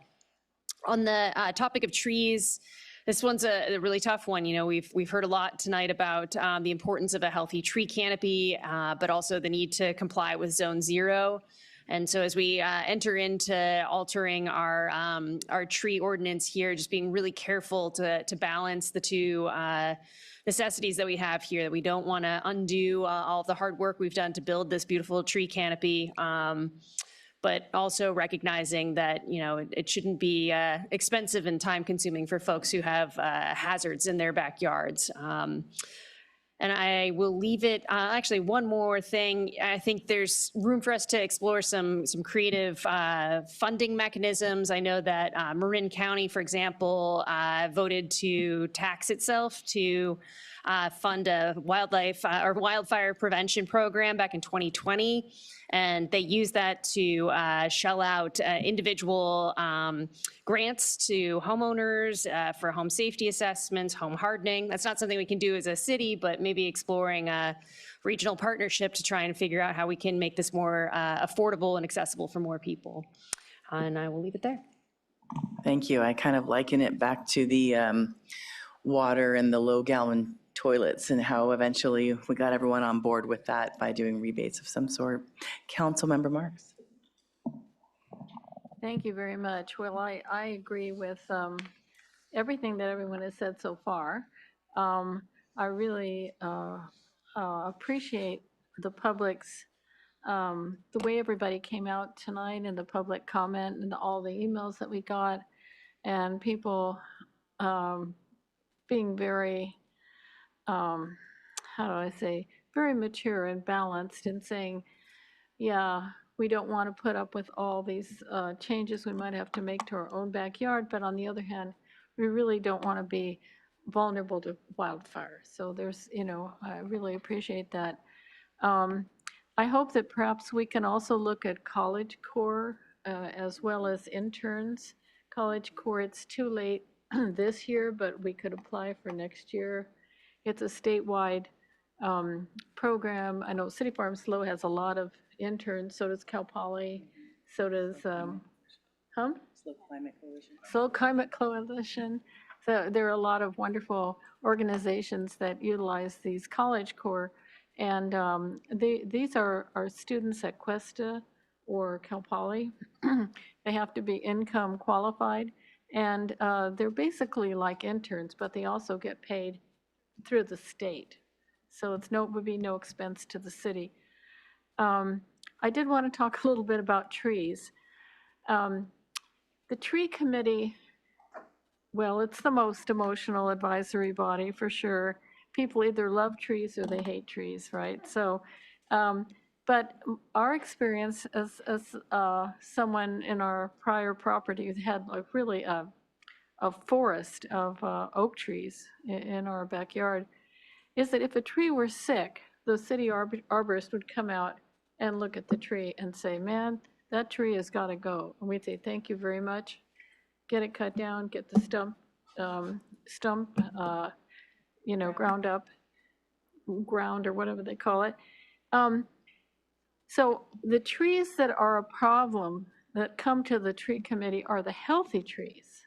They're the healthy trees that they also have to meet certain criteria, especially street trees, trees that characterize a neighborhood and all that. That said, I think it's really important to maybe take the same approach that we take towards sick trees, also trees that are too close to homes in these very high severity, and just say that that would be another criteria. So the city arborist could go out and make a determination about the tree, say, yep, it's got to go, even though it's healthy, and that's hard. The other thing I wanted to talk about is shrubs, okay? Now, when we plant these new trees, they're shrubs, and they only become trees, and this is a lecture that Matt Ritter gives, they only become trees when somebody his height, he's about 6 feet tall, can walk under the tree, okay, under the boughs. So when we're planting all of these trees, these little trees don't count. They're shrubs until they actually grow. And so I think that's something else that we need to take into account. So if you plant a little 5-gallon tree next to your house and it's only 3 feet high, it can still be there because it's not a danger, not a fire danger. So I hope there's some kind of differentiation between these mature trees that would be a fire danger and also the small shrubs. I wanted to sympathize with Eric VM. I have to say that he's been fighting climate change for at least 20 years, and I know that because I was part of an organization, a branch of the Sierra Club with my husband and Eric and a lot of his friends as undergraduates that have been fighting this all this time. And I think his message is very important. We cannot give up on fighting climate change. And at the same time, we have to adapt. But adaptation cannot completely overtake what we're doing to try to fight climate change. Let me just see what else I wanted to say. In terms of the newer dense developments, I live in one at San Luis Ranch. All the fences are made out of wood, and they're about 3 feet away from a house. Not just my house, but 541 units, okay? So we'll definitely have to see what happens about that. There wouldn't be enough room to make a cinder block fence. And so I just hope we're not talking about, like fencing that you find at a playground or something. There's got to be some kind of alternatives to that kind of thing. But the fact that there wasn't a heads up on this wooden fence issue earlier, it really makes me sad because of all these developments, not just San Luis Ranch or Surgeti. When you look at it, these smaller lots, these denser lots, the houses are somewhat hardened. The finished houses are somewhat hardened, right, in San Luis Ranch. They have concrete walls between the houses. But I do think we need to explore, again, from the financial point of view of the residents, what options might there be to help people lower the costs. And the big problem is going to be the landlords and possibly business property owners, people who look at it as an income stream and an investment and aren't really involved in the community. How do we make sure that they're going to help us become as fire safe as possible? The last thing I want to say is there are at least 3 workshops on wildfires coming up at the annual League of California Cities Conference, which we're all going to tomorrow. And I know we'll be looking at best practices there at the conference. So thank you. Thank you. Before I add my comments, did you want to add something real quick? Just a couple more things. First, I meant to thank staff for extensive report, very helpful, answering a lot of questions from us. And I was able to get a briefing this morning as well, so thank you. And thanks to the fire chief and his team for keeping us safe. Thanks to the community for all the communication. One of the emails I got sent me down a 2-hour rabbit hole on the CAL FIRE website. So thanks for the homework. And then just a few things. I want to encourage everybody who's particularly in the very high fire severity zones to consider forming a FireWise community. You can reach out to the fire department to find more information about how to do that. I did want to, I hope that this council and I hope that individuals out there will continue to communicate to your legislators about the need for particularly financial support for home hardening, for defensible space. I know that's in our legislative agenda, but we have to keep the pressure on the legislature around that. And then finally, it came up with one of the comments. I intend to pursue this, at least individually. I hope the city will follow in asking CAL FIRE to provide us more information about these maps and how they were created. If for no other reason, if we have the underlying data and methodology, we can better understand our own risk in our community and why certain neighborhoods are at risk versus others.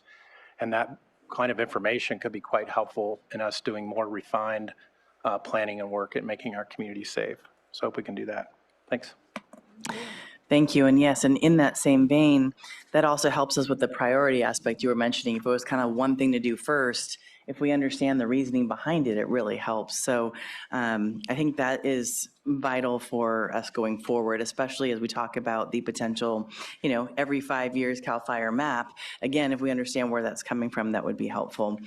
I also, similar to Councilmember Marks, I really think as much as we can to do community building around the ambassadors of this education that we have amazing staff, and we need everyone to be all in on this, and the FireWise community, for I think she's, oh no, there she is, about the HOA. How do we help everyone be the ambassadors and expand the knowledge out there? I think it's really important.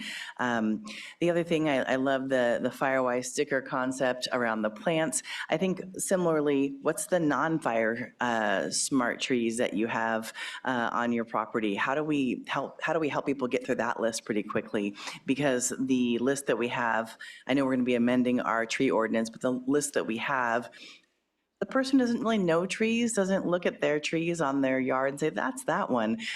So helping people, I mean, eucalyptus and oak are pretty clear, but after that, it gets a little gray, hopefully green, but sorry, it's getting late, a little punchy. So I just think just having people, helping people understand what they have and what they need to get to is really helpful. I know we just talked about user fees earlier on our consent agenda, and I think, figuring out, can we afford to do some version of the temporary fee holiday is a great idea. What does that look like? And yes, to Councilmember Boswell, we need to advocate to our legislators, because there are so many times we receive these unfunded mandates that you must do something in your city, in your property, and there's no funding with that. And that doesn't really work when we're trying to manage all of our bills, our groceries, everything. And then all of a sudden we turn around and we have to now change our fences, change our trees, et cetera. We need help with that. So the more people that email, that call, that send mail letters, whatever way you want to communicate, this is a great opportunity as a community member to really get into some volunteer advocacy.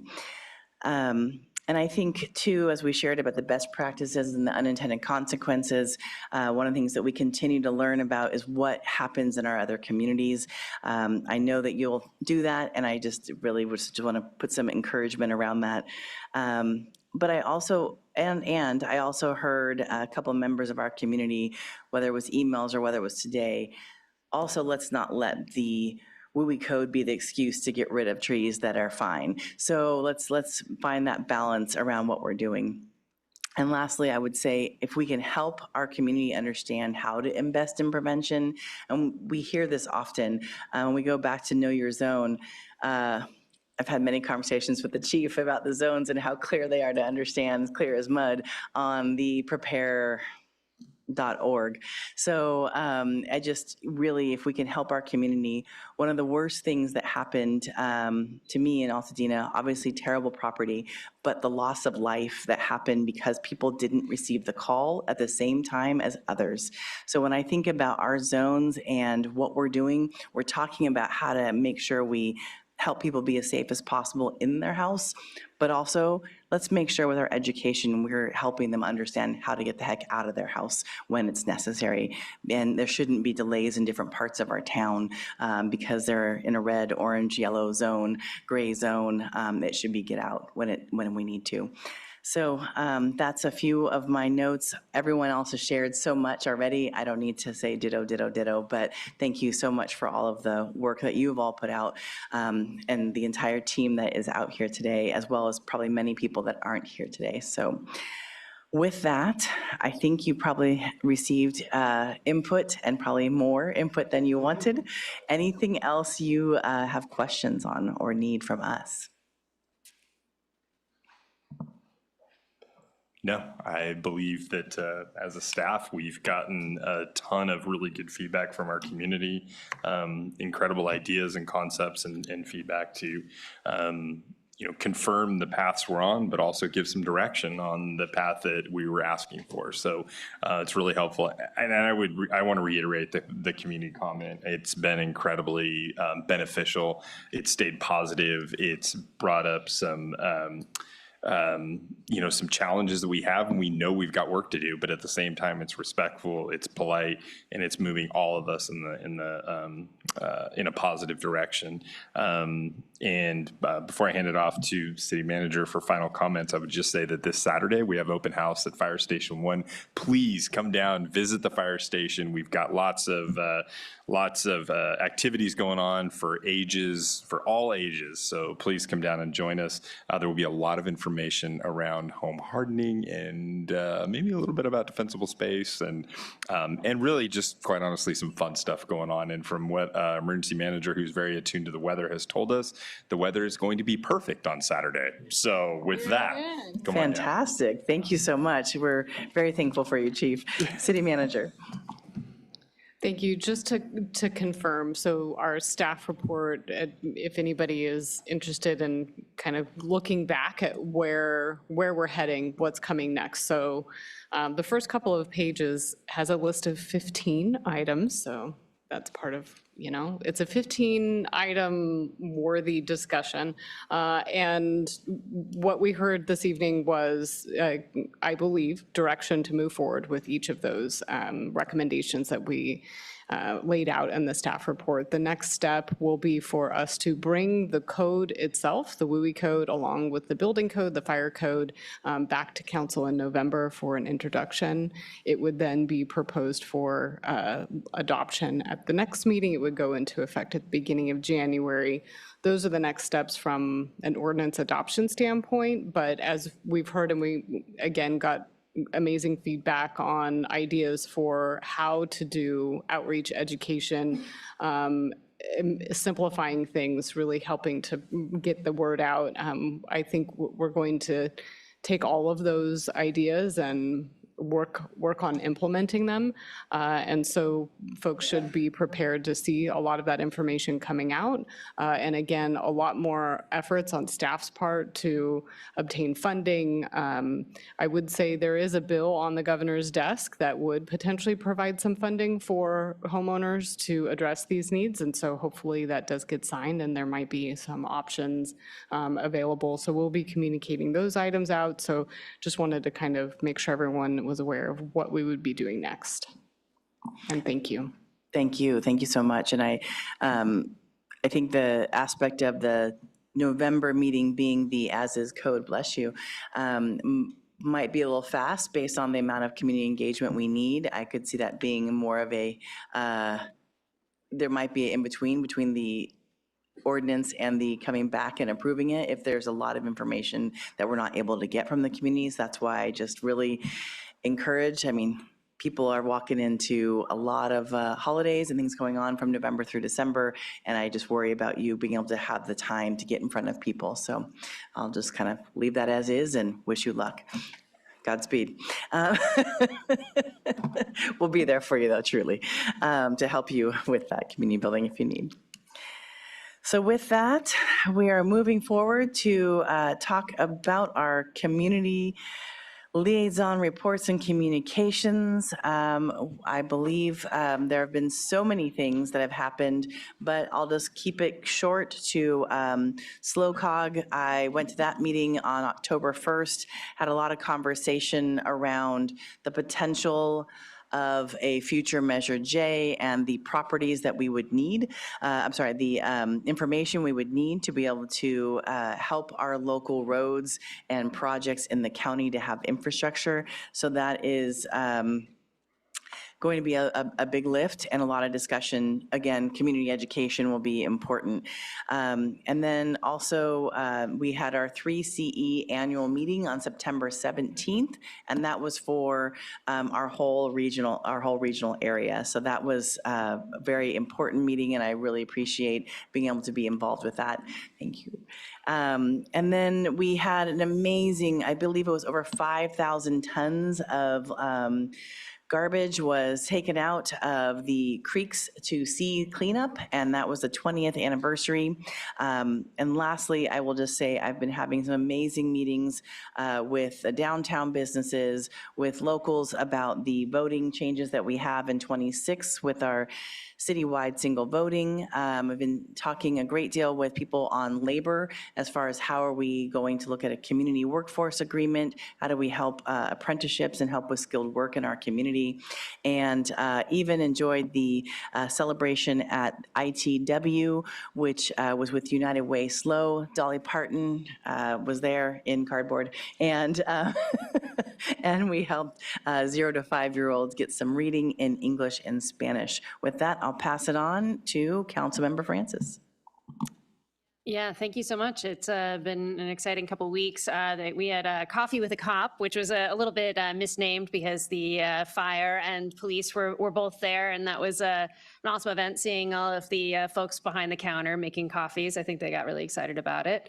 That was on the 1st of October. And we also had the Central Coast State Parks Butterfly Ball, and that was on the 27th of last month, and that funds education and docent programs. It was a lovely event. CAPSLO meeting was on the 25th of September. We are keeping a very close eye on the impacts of the federal shutdown on all of our federally supported programs across the county. Historically, these programs have enjoyed bipartisan support, so hopefully we can continue to keep the funding in place for those services such as migrant and seasonal daycare and others. As the mayor mentioned, there's the 3CE annual meeting. It was great to be able to pop in to listen to some of the presentations there, as well as the National Constitution Day at the SLO Law School on the 17th with Supervisor Jimmy Paulding and school board member and Dean Erica Flores Baltadono and Judge Van Royen, all speaking about the importance of the Constitution, not just today, but every day. And that was about it. Thank you so much. Councilmember Boswell. Yeah, thank you. I just wanted to take a moment to recognize that we lost an important member of our community a few weeks ago, Alan Root. He's a former member of our Architectural Review Commission, served many years on that, a leader in our arts community, and so much more. So he's left a real lasting legacy on this community, and he'll be missed. Thank you. Absolutely. He was part of many of our advisory committees and a great friend. Vice Mayor Schwarzman. Yeah, thank you for mentioning that, Councilmember Boswell. There are so many since his passing and before, there are so many works of art around our community that I just see him in before he passed, but even more so now. So truly did leave a lasting impact and will be missed.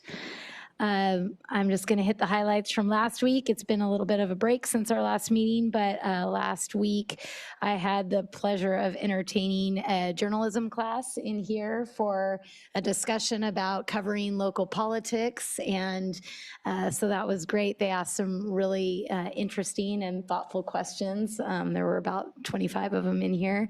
And yeah, just love to see the next generation of our community and our journalists learning what it takes to be in local government and expressing an interest in that. I just fires me up.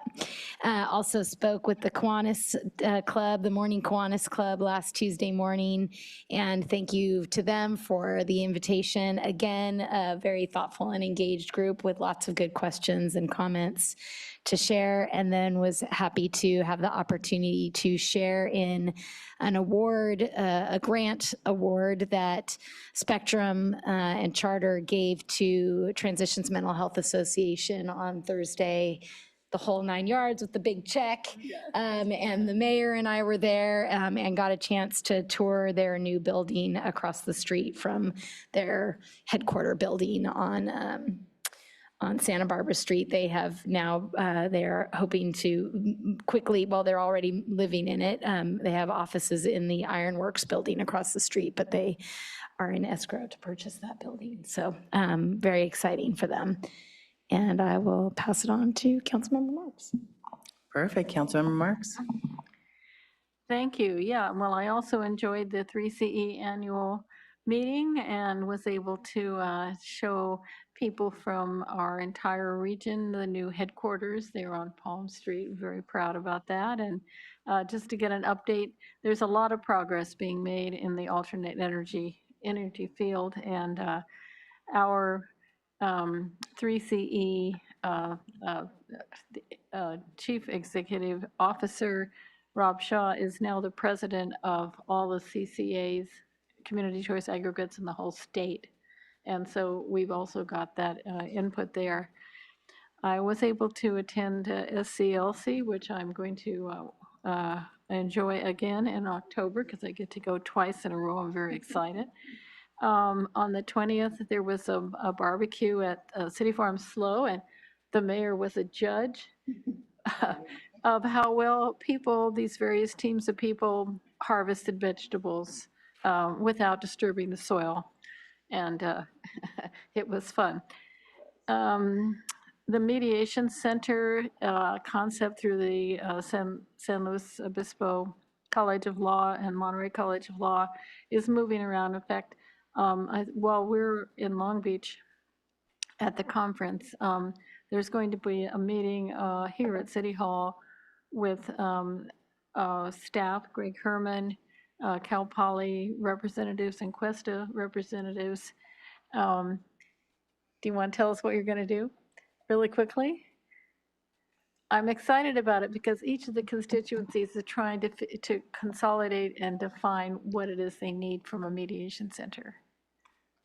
Actually, I think that was a great summary. Oh, okay.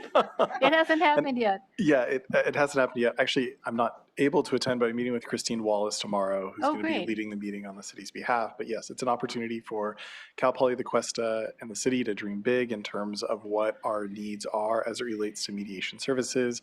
It has a lot of tie-in to the neighborhood wellness conversation that we've been able to have, and then obviously work in partnership with the new mediation center to be able to fulfill those services for the community. And I think level up in terms of the programs that are available and out there to folks. Right. Yeah, I mean, it's also a service, especially what they're talking about tonight about trees my trees are entangled with my neighbor's trees, and I thought we're going to need mediation with all this WUI stuff. So yeah, I attended a general meeting of the Sierra Club that was focused on wildfire readiness. That was run by Cal Fire, and Freddie Audi also attended. And there was a lot of talk about the whole question of balancing the urban forest and environmental concerns, along with trying to protect the community from wildfires. There was a special meeting of the IWMA here in City Hall on the 1st, and so I wasn't able to go to the RAC meeting. And the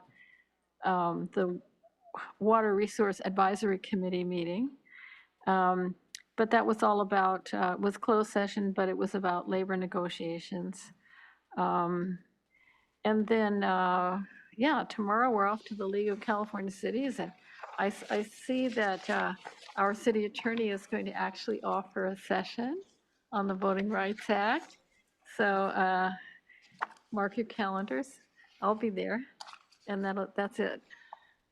Thank you, Councilmember Francis. Yeah, thank you, Councilmember Marks, for reminding me that I also attended the RAC meeting on the 1st, which was an incredibly important and interesting meeting because we debriefed on the desalination open public meeting and explored all of the different potential options. There were 12 preferred options, and they kind of went through each one of those. And talked about the pros and cons of the different locations and some of the siting pieces that they were taking into account as they chose. Nice, thank you. And you reminded me, Councilmember Marks, as long as at the farm hoedown at the Slow City Farm, I got to meet the San Luis Coastal Unified District food. Erin Primer, she's like the food and nutrition director. Well, she's the director of the whole food service for the whole district. Right, for the whole district, yes. And so I got to have lunch on Friday and a tour at the high school. I actually got to see Vice Mayor's son there for a hot second. And so impressive what they are doing. So much work around local foods, keeping the prices free for everyone. And they have their local foodies, their high school students that tell them, hey, how about having this? I mean, they had quesabirria that day. It was, high school level, but still delicious and fresh. And so just a really impressive time and exciting to see what they're doing in our local schools. So with that, I will say good night and thank you, and we'll see you all back here on the 21st.